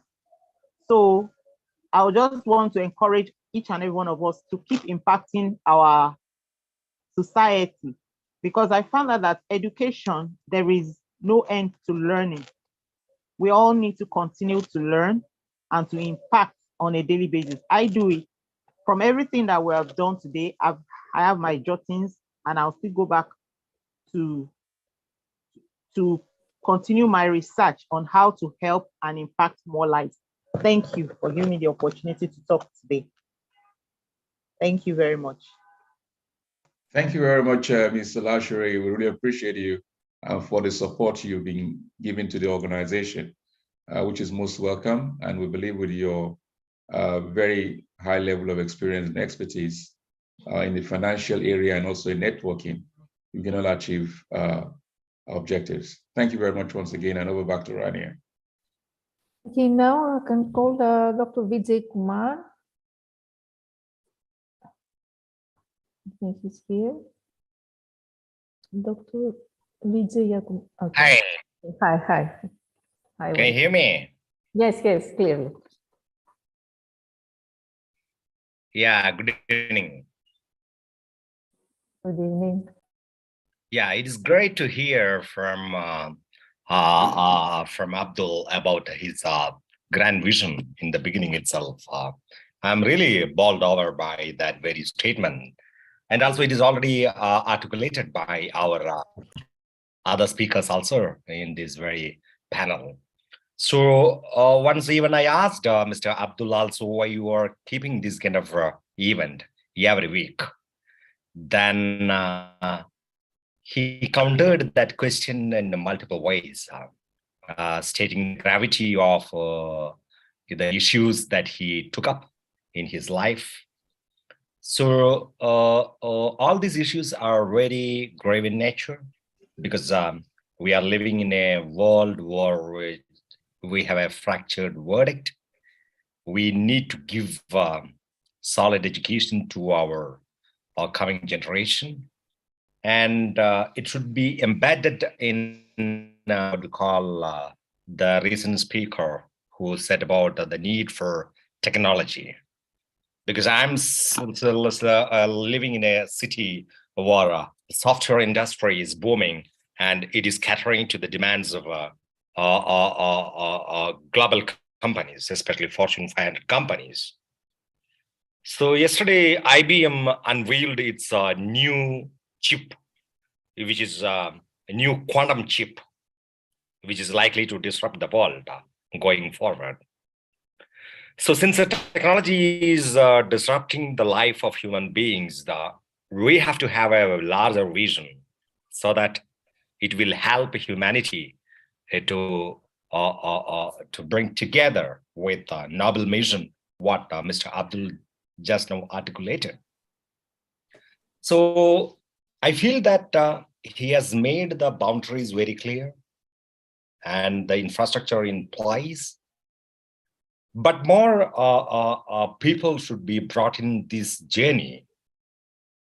And it is the mandate for me, like individual, to further amplify the cause that he expounded here. So today onwards, we are also meeting a lot of startup founders who have a noble mission and vision in their life. They are coming out with a startup to resolve humanity's problem, simple problems. As just now that our good friend just now mentioned from South Africa about the startup companies and the technology stack they are building. So we have to bring like-minded people here on this platform and be part of our journey. And Abdul's vision can be further amplified by them. So we have a program to start 5, while we are reaching out to 25 states in India, where a lot of entrepreneurs are a lot of capable people, I would rather say. They can come up with the solutions and be part of this journey. Now we visited 24 cities. Now we are celebrating its first anniversary along with the state of Karnataka, then expanding it further. Okay. Having said that, now the mission is to bring a lot more people who have the capability and who have the wherewithal to spend for this cause. So I am pretty sure that in India, we have a lot more people who can get involved in these kind of activities. And I should also help Abdul to find the right people who can fit into. I want to prolong this discussion further. I am thankful to Abdul and his team and other speakers for further amplifying the very thought, and we can make this happen because he has already made it very clear that we are setting up our first center in Delhi and then 8 other regional centers also across the globe. That itself is the clear path what he is showing to us. So we can work together. A lot more things I think Abdul will share going forward. I am keenly looking at what he is expounding. Okay. Thanks for the time given to me. Thanks a lot, all. Thank you very much, Vijay Kumar. Thank you for the support. The NFA Post, we really appreciate being our media partners, which is live streaming this event today. And we'll continue on a very weekly basis until we decide to probably change the dates as against Friday or the time. But for now, we stick to Fridays every week with different people, experts who can join us, join the family, join the group, so that they can become the experts that we need, the technocrats to support us in this research center, which has a very, very big task to do. Since Dr. Parvez, he wouldn't go to rest, like I told him to go and have a rest, but he's here, maybe you can just say a word or two before I allow him to go and have a rest. So Rania, if you wouldn't mind, let's just ask Dr. Parvez to talk to us if he can. Dr. Parvez, welcome. Are you here?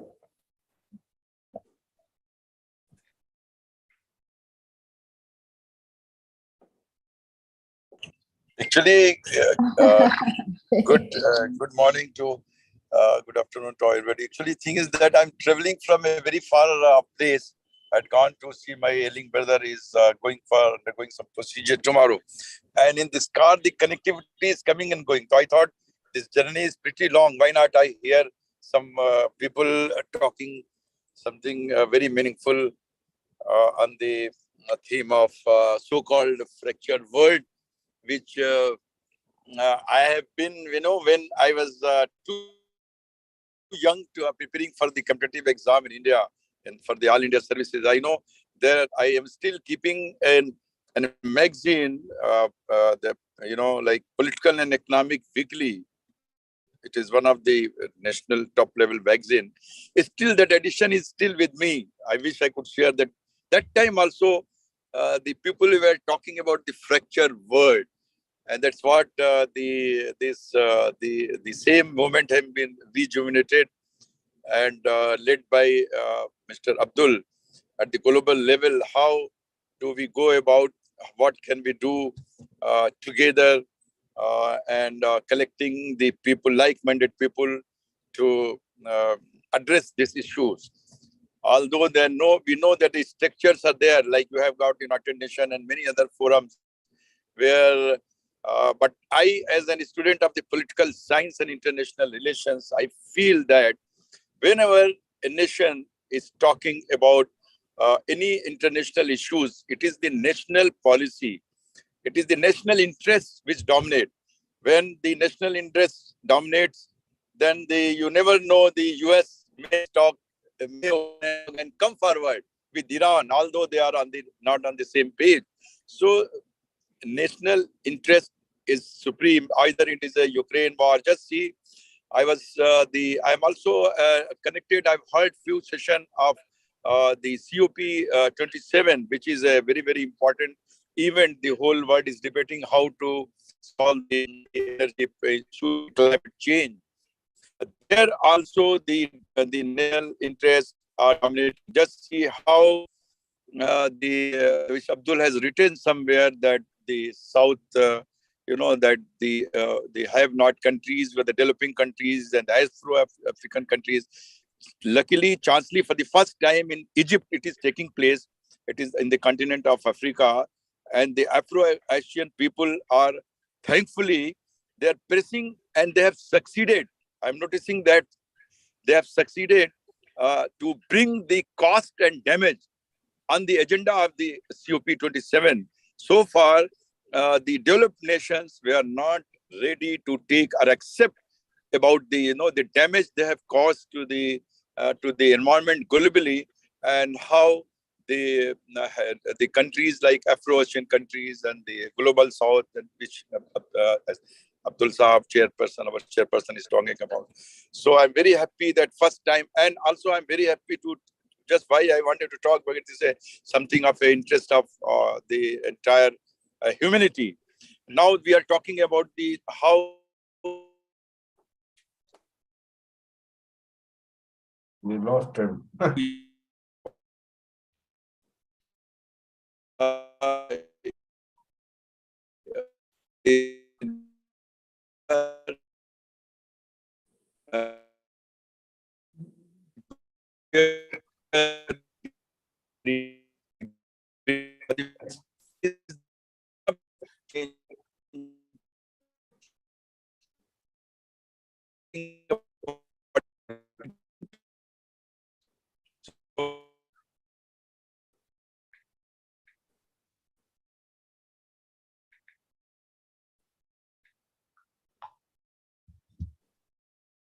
The network problem. So while we have that problem with Dr. Pavez, if he comes back, we allow him. He is very passionate about climate change. And like we said, this is the 27th COP. What changes have we made ever since? So, and that's what we're trying to make sure that we have a solid foundation and help create change so that we can do things more differently. So while we're still expecting probably because it's still on traffic, we'll ask Rania to probably call on Sochan Mayoka, another very great giant in this business world. Over to you, Rania. I would like to request Dr. Sushant to take the floor. Welcome. Hello, everybody. Hello. Hello. Yeah. I'm sorry. I'm sorry for the late joining. So I was in a business meet. Okay. So do you want me to take it forward? Should I? Or I'm interrupting in somebody else's speech? Well, if you say that, I will say that I am still hoping that we'll let Marcia speak. But if not, Marcia then can allow Soshan to go ahead. So Rania, you call her Marcia, and see if Marcia is not yet ready, and then we could, Marcia is on. Yeah. Marcia is on now. Soshan, please just a moment, please. Over to Marcia, please. Sure, sure. Thank you. Sushant, maybe you're going to complement what I'm saying. We never know the order of things because we're all one big family.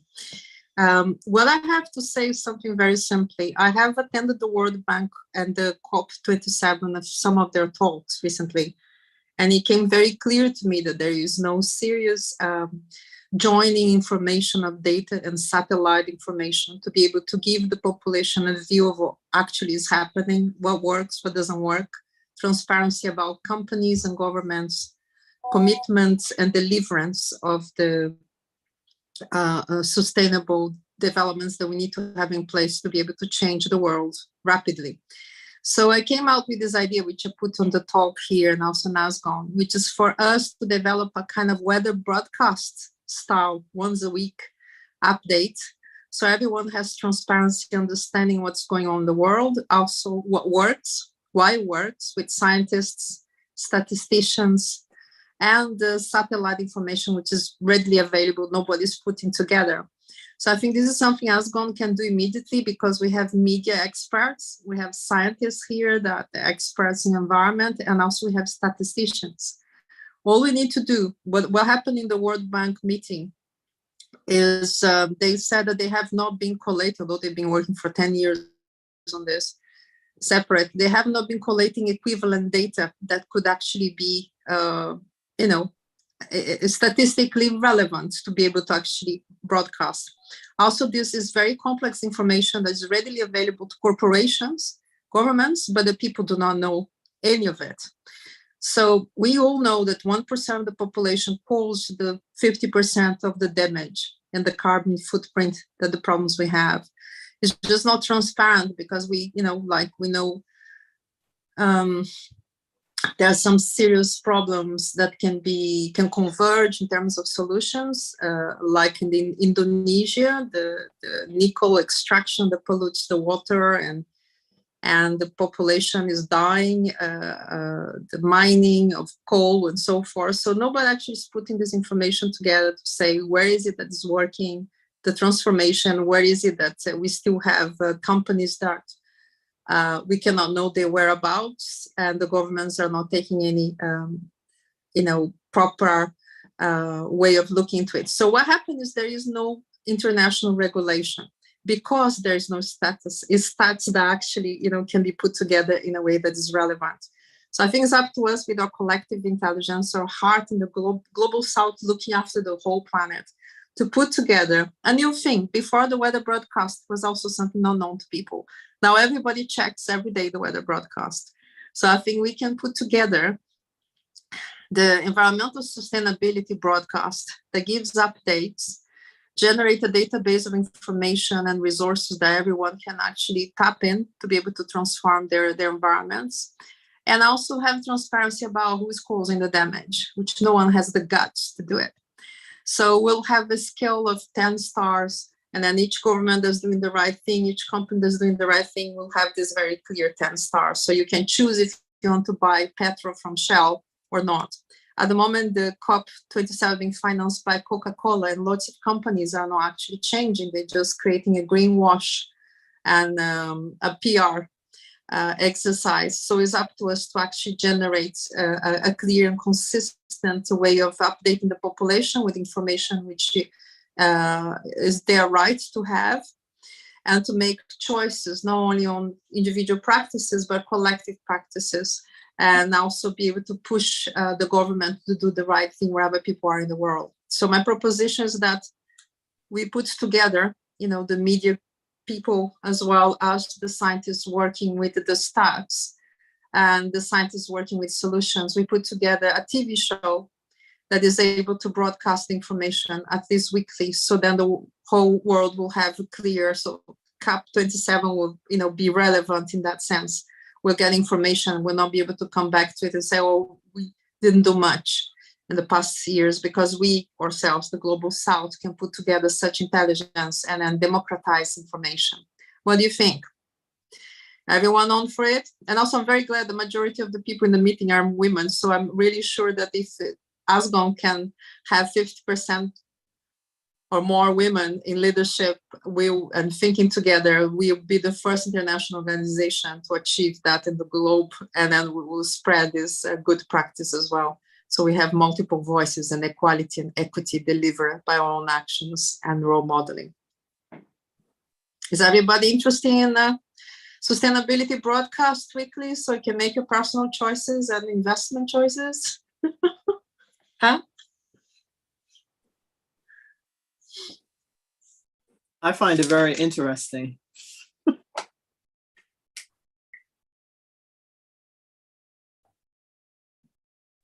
So thank you very much, Marcia. That's, like I always say, that you're a very resource person with the organization. I appreciate the ideas that come out from you. And I know with you, we can, and what we try to do, like Michael is there, we have Emmanuel, we have people who are working behind to make sure that ideas that come from this platform, we take note of that, and then we try to prioritize. But what, like we said, we're trying to do is to create a structure, because great ideas are there, but the point is, why are we still lying behind.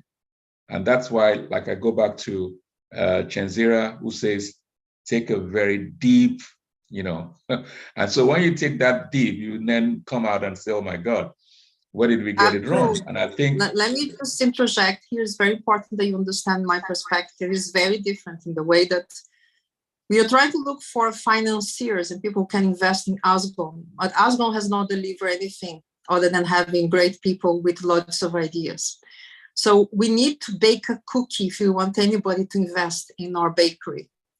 And so far, we have not done anything. There are things we can do without resources, things that institutes of statistics can combine together with the media that already exists. So we can do things without waiting for the structures to be in place, because we'll create the structures by delivering the goods, like having women proportionality here. We don't have to write scientific papers about it. We actually deliver by action. So the same thing with this sustainability broadcast. We can use existing resources, just a matter of putting them together. This could be a PhD of students in India, combined in China, combined in Africa, that basically becomes part of the curriculum and is active. So we actually do this now without waiting for the resources to come in, because once we deliver, we'll have everybody want to resource and invest in this. We cannot wait for people to invest in a bakery that has not baked a cookie yet. So we do bake the cookie, show that we actually are the difference, and then people will invest on us. I quite agree with you, Marcia. I quite agree with you. But what I wanted to note, like I said, and I'll always tell you, is that we should never be in a hurry. Because why?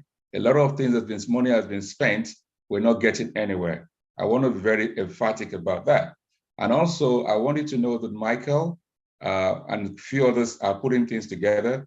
And luckily, you're also in a very important committee, or in a high-level committee of the marketing. So your ideas are very much welcome. We've come at a point where we should look at people, and Olubumi is also right here, and also Henry is right here. So we're getting a very group together, following what you just said here, to ensure that we can come together as our people who can write bankable proposals, bankable project proposals, because we've got the great ideas. Now is to do exactly what you said. Now, how can we ensure that we have finance to cover that? Also, like we also have our, two ideas together, which is one of them is the climate change thing, which is about energy saving Carafu draw. That will raise a lot of millions for whatever ideas we're putting together. We've had that idea over the last 3, 4, 5 years, but we never action it, because let's get the right mindset. They've been talking about climate change all the time. They've been talking about so many things. Where are we? So if we don't really clear the foundation, the mindset of people that come into what we do, then we're going to fall in the same trap. And that's what we're doing. But we believe, like you also said, we've got to a stage now that we seem to have got some right people who are energized to ensure that we do things differently. So right on the part you said, Michael is here with us, Emmanuel is right there, Olubumi is right there, Henry is right there. We're working as a team now to develop a very strong team so that we can have resources also to back up the kind of ideas you come up with, so that we can start doing it. But first of all, that research center is very important. It's very, very important, with a different mindset completely. That GSUA, which also set up for all universities, is very important. When you have the structure in place and you have the right mindset, we can then start changing things around. If not, we're going to fall in the same trap. And that's why the organization has never requested for a penny anywhere, over the last 12 years. We've been working hard to ensure the right mindset. That's why we said, even if we don't get it right now, even if it's 2, 3 years, we will have to wait and get it right. But I think we're on the right point to start doing what you just said, bringing people who really care together. Even Sushant is right there. So I think we've got a very combination of good people. One of our colleagues, Dr. Adumadu, has just left New York, where he met with the World Bank. So we're working along also with World Bank. He's coming with some initiative, and he met with our friend also in Chicago. They sat down. So we're working to ensure that when we start to deliver, we make sure it's something that is sustainable. And we have the idea about sustainable structures, because UN said we do not have it. So if we don't have sustainable structures, whatever idea you put out there, we're going to fall on the same peak. And I think we're trying to develop a sustainable structure. So great ideas that Marcia and others have here, we can ensure we can start changing things around and do things more differently. So thank you, Marcia. Back to Rania, please. Thank you.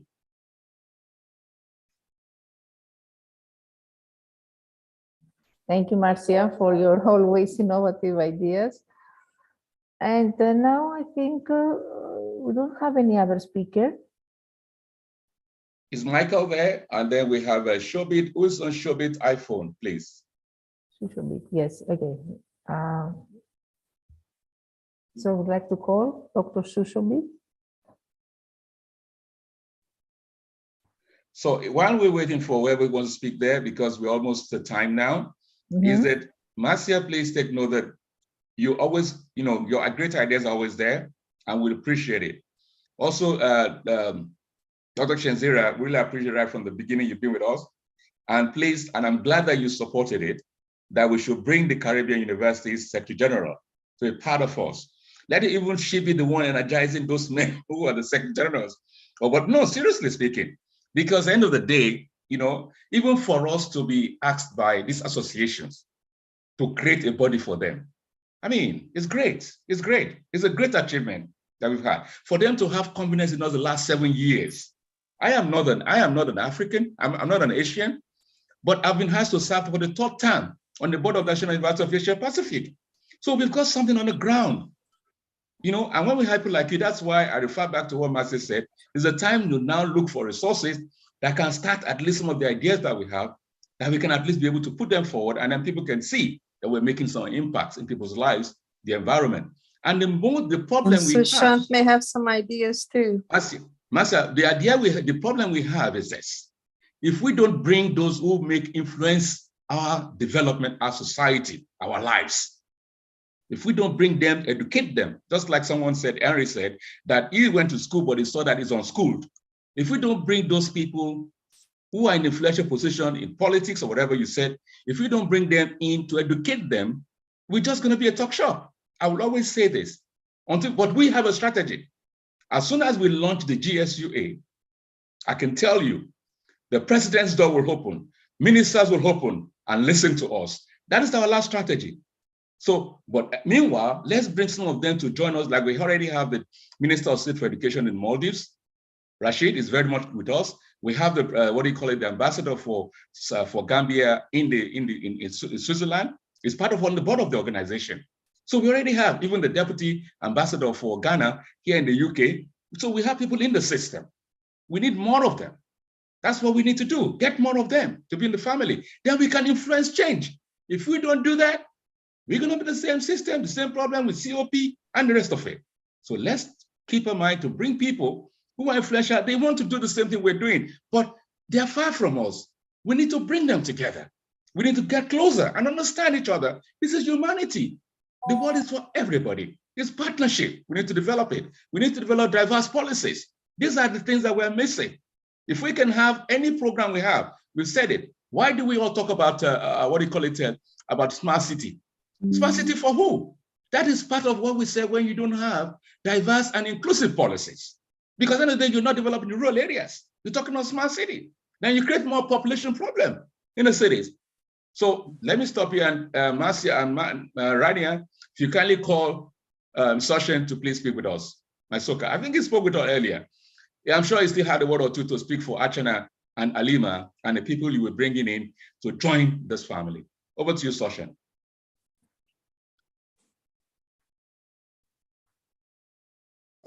Thank you very much, Abdul.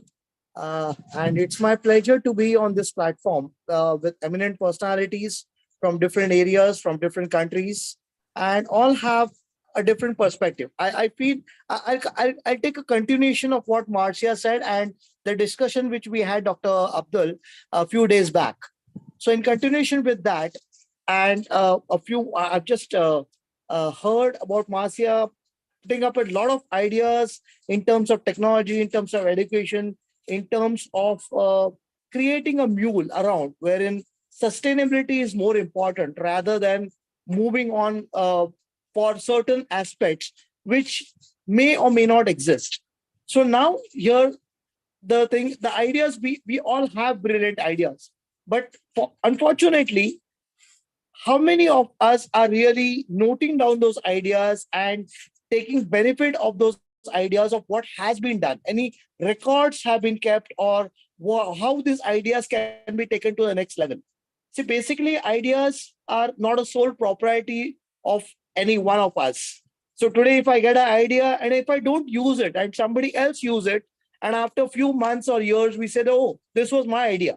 I cannot claim to be that's my idea unless and until I perform, I really take action on it.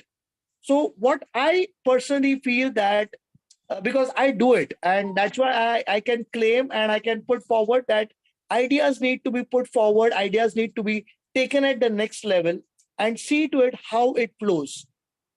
I'll just share my experience, what I do with ideas. Every week, 7 days a week, 7 ideas, at least 7 ideas I get. 5 ideas I implement immediately. 2 ideas may not be that stronger, or maybe I may not be capable of handling those ideas. But 5 ideas, I definitely launch it. Maybe 1 or 2 ideas, maybe it may have not been a right moment, or maybe I don't have the right resources, or I don't get the right type of people to implement those ideas. But 3 ideas which are already been put forward, I implement it and use it and continue those ideas till it gets a really good shape. So out of 7 ideas, if I can get a shape of 3 ideas, I feel that I'm really doing a successful job. And I'm at the end of the week, I really feel that I've done something which have really transformed from stage A to stage B or C. So looking on to our sustainability approach, climatic conditions, environmental issues, technological issues, I'm also connected with UN 2030 framework, and we are also working very hard on that. And there are a lot of things which we always do. So we have a consortium, just as we are now in this consortium.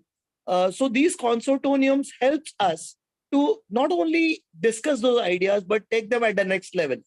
So I would love to take with all of you, because each one of us are complementing and supplementing to each other.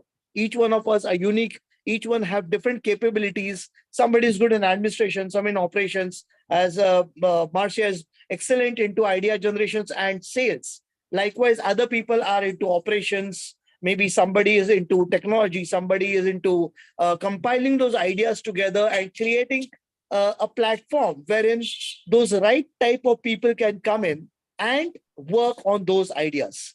So once we start with certain projects, the timeline should be documented.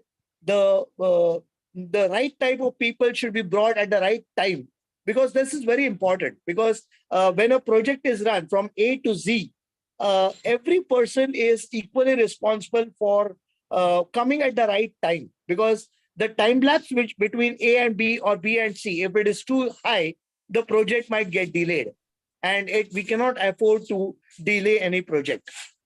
Yeah, Since I worked on. Thank you, Dr. Schlosser. Back again, is like you talk about ideas. Ideas, money without ideas is useless. Idea itself is big capital. What most of us miss is there's a strategy. We have great ideas. It's all about strategy. And strategy could take you time to get things in place. But sometimes we just want to create an idea, but you have to lay strategy. And that's where you test even your ideas before you can then say you're going to launch the idea. So sometimes it takes a while. So if you look at the complexity of what the organization is doing, we're talking about a fractured world. We're talking about mindset. It's not an easy thing. We don't just fall into doing things. We want to create a structure. And we've started over the last 7 years now with universities across developing countries, which is within our remit. Now we still carry the momentum with those associations. But one thing you have to ask yourself, why is the ASGON, Africa Asian Scholars Global Network, asked to set up a body for all association universities across developing countries? So what we should be concerned with is, what value do we bring into education in those areas? What value? So the last 7 years has been an intensive research. What we're doing now too is still part of our research. Let us be very clear about it. So when we say we've not done anything, we've done great things. And I can say that here because we also, all over the world, we've been hard. We're on YouTube, so we had all over the world. We have done great things, which is totally different from many organizations. We have been also to the United Nations. We've been to a level of where we can say that this could be a model, even for the United Nations. We can tell you that. So what we're saying is not just going to different projects, it's first create When the 2013, they met in Bali, and the UN high-level panel said, renewed global partnership, people-centered policies. Those are the two things that should move sustainable development. But unfortunately, like I said earlier, the UN came with 17 goals. Rather than using partnership and the issue of people-centered policies as a foundation. There is no foundation, even within the UN Sustainable Development Goals. That's why we say we will not fall on that path. We will continue to look at how do we sustainable develop. We already have how to have sustainable structures. It's by creating inclusive policies. That's the answer to that. About partnership, we're working on the partnership. That's why we have universities across developed countries in area of partnership. So we've achieved that. But how do we ensure that we really put this thing on the ground? Then the research center we're talking about can start looking at the different ideas you are bringing on now. And let me tell you, Dr. Soshen, this program, every program we do is being recorded. So we have a record of it. So we can actually serialize information and whatever out of it. So we are well organized, but we learn. We're very flexible to ideas. We're willing to learn from more people because if you drop dead, you're still learning. So we're willing to learn and we're very flexible. But I can tell you, we're getting it right. And all we're doing now, we have 8 people who are co-chair of our program. They're very much active, they're more alive. They see all what we're doing, we discuss with them. We have 8 if you look at the flyers, we have 8 co-chairpersons. And then we bring 12 people in every week, experts, technocrats like you, to come and talk to us.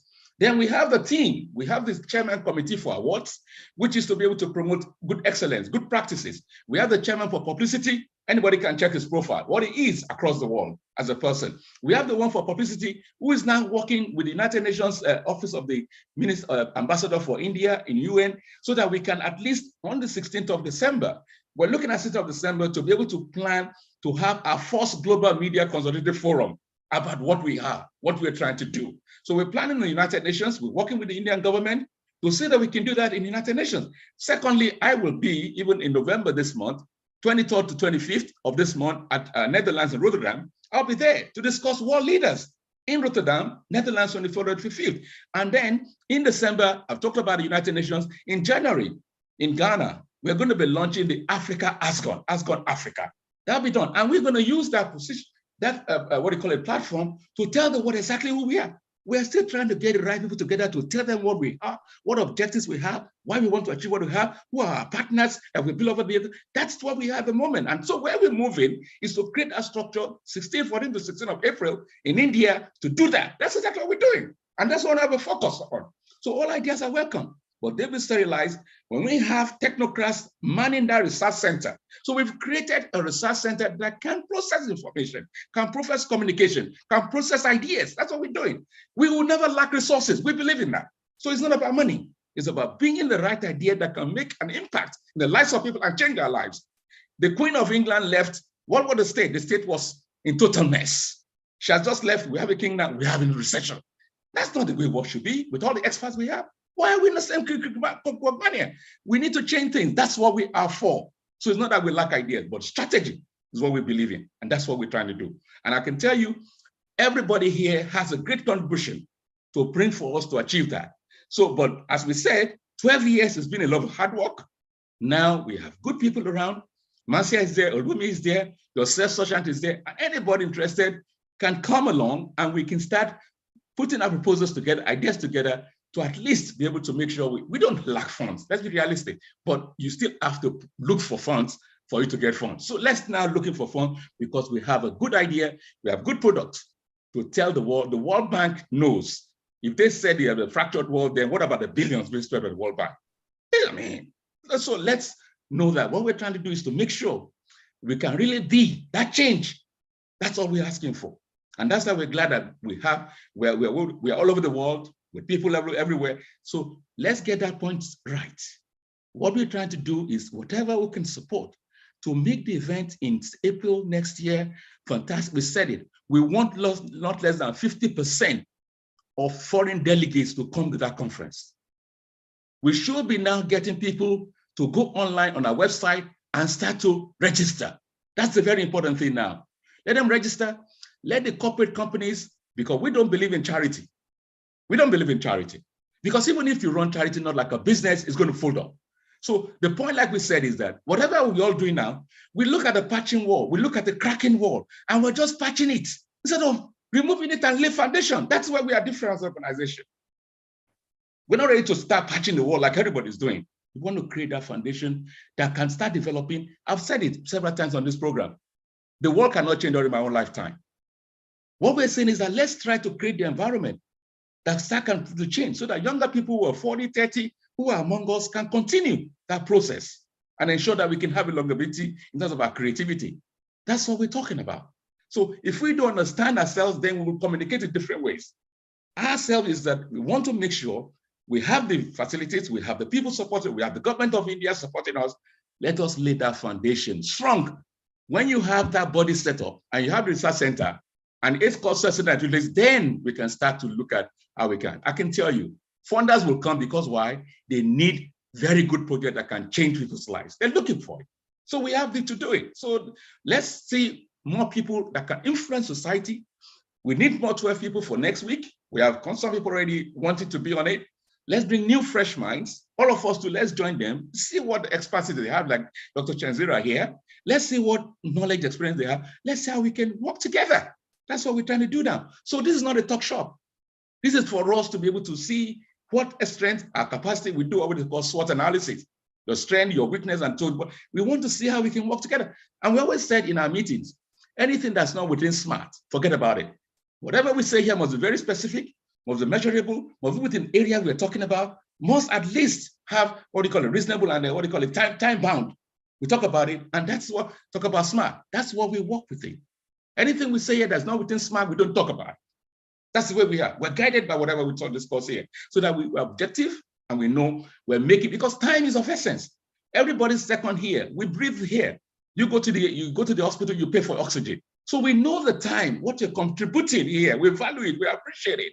And please, let's in the same mood and same spirit. Cheryl, I thank you very much. I have your hand there, but we thank you very much for the support you've been giving. All of you, I mean, you're wonderful people, you're great people. All we're saying is that what's the point to leave this world? You know, they said for someone to win the whole world, but yeah, you lose your soul. So we have to really think about it, you know, and so I'm going to go back again, take a deep breath, you know, right there. And then come back, because that's the only way I can come back to reality. Let's all take a deep breath and think about ourselves. What's our future? What do we want to achieve? There's nothing you want to achieve somebody hasn't achieved. All you could do is, how can I live a better life? Your happiness is in people. It's only when you keep somebody smiling that, because the world we are today is that we are made to compete. That's the way we're brought up. As if we're in a world of competition. No, it's a world of partnership. It's a world of partner, but here is that we're competing. We're not competing because there's so much for everybody. But that's what we are. So we need to start looking at things a different way, because there's so much for everybody here. And together, we can achieve greatness. We can change things around. So I want to thank you very much for your time and everything. And if anyone wants to speak, please, Yalope to speak, so that we can have Marcia to do the vote of thanks for this program and to thank everybody. So I'll ask her, if nobody wants to speak, we can ask Rania to do an overview, and Marcia can then be able to give us a vote of thanks. Marcia, I want to say something. Quickly, please, Marcia. No, I'll speak after Rania. Thanks. Okay, Rania, go ahead, please, and give us an overview, please. Thank you. Thank you, everybody. Okay, we talked about education for sustainable development and also education for international understanding that can promote this international goodwill through education to establish a lasting world peace and educate the minds of young people intellectually and psychologically, so that they can form attitudes against conflict and war and promote international amity. Marcia suggested the immediate democratization of information transparency related to delivering environmental sustainability. And we can work together, of course, join hands, and through innovative ideas, we can move forward. Well, thank you all for your wonderful achievements and contributions. And I would love, of course, to collaborate with all of you. Thank you. Thank you, Radi. Over to Marcy, please. Shanzira, you brought us to the breath earlier. Thank you. Here we are. The breath of life is everyone's right. We are grateful to be here in collective intelligence, collaborating for the beauty and preservation of this wonderful planet and our multicultural wisdom.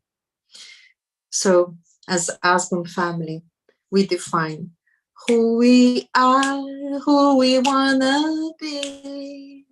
Take a breath and let us just be for who we are, who we wanna be. Is the voice of the many in ecology. Thank you. Now we have the weekend with much more to think and to work together with our hearts beating like this. Boom, boom, boom, boom, boom, boom, boom, boom, boom, boom, boom, boom. So all the babies and children can receive the love we share for who we are and we wanna be is intertwined in the beauty of this. Gratitude. Thank you very much, Marcia. And I tell you one thing, wonderful, fantastic. And I think with what Dr. Jezera has created into us today, we will always remember taking a long deep breath and we force so that we can breathe a air of relief. And that can always lead to great things. But before we finally close, like I said, we're very flexible because this great man has always been with us all the time. He's a great architect in India, and he's been to a conference of the architect, and he's just still felt, I must come in again this week. He didn't want to lose so that it doesn't be as if there's a vacuum in his coming. So we want to ask Dr. Lakshmi Prasad. You have something to tell us now before we end up this meeting today. Go ahead, Dr. Lakshmi Prasad. Thank you. Sir, I'm very happy that you got me the opportunity to talk. And at the last minute, I had just come, and I just thought the meeting I should not miss. So at least whatever has happened, I just wanted to hear. So today was a very good day wherein I met my teachers, and they were all honored, and great people, great architects I met. So I'm trying to put together the best people into the group, and also I'm trying to bring in people who are into bamboo, people who are into textiles, and I'm trying my level best. Tomorrow there is also the conference is also continued. So tomorrow also I am going to talk about this. I already spoke to two of them. They were all ready to come today. Two of them. One was Sridhar, who is the Bamboo Society of India chairman, and another was the director of Central Silk Board in Karnataka. And so she has also agreed. Both are, one is a PhD and another one is a great bamboo, activist. So and another thing is I have already sent my presentations to my PPTs to Dr. K.S. Murthy, honorable person, who has given some suggestions, and based on that we had made some revival, and we are getting ready to prove that bamboo can account to change the climate of the global climate. And secondly, the fracture, the word that has been used, I have taken it up very seriously. All 17 goals are getting benefited by this. And what we are seeing is 1% of the global land we feel is more than enough to change the climate and to heal the fractures that has been discussed so frequently, and I've taken it up with the perspective that that we are, as a team, we are working towards the betterment of this world. So thank you very much, sir. Mohammed sir, I'm really moved that I just joined in and you gave me an opportunity to talk. And thank you very much. And very kind of you. And I greet everybody and happy weekend. And thank you very much, sir. Thank you. Thank you very much, Dr. Lakshmi Prasad. Really appreciate it. I'm glad that you came in at a very good time and you were able to give us an update. And I think I want to take this as an example for all of us. If we come again to the next one or the next previous one, I mean, the more, because every week is a weekly program, let's give an update just like Dr. Lakshmi Prasad has said. And that will help us so that we can be able to know how we're progressing. So we want an update, and Dr. Prasad, if you can send the details of the ones you just sent, we can also include them in our weekly meetings as our guest speakers. Yes. And let me also write it steady here. I could see what Olubunmi did online with the social media. And I'm very glad that a lot of contribution that came in, even Marcia was able to note that contribution of Olubunmi with the LinkedIn, if I'm right. Even on LinkedIn, we have more than 7,000, about 7,000 people follow us to ASGAN.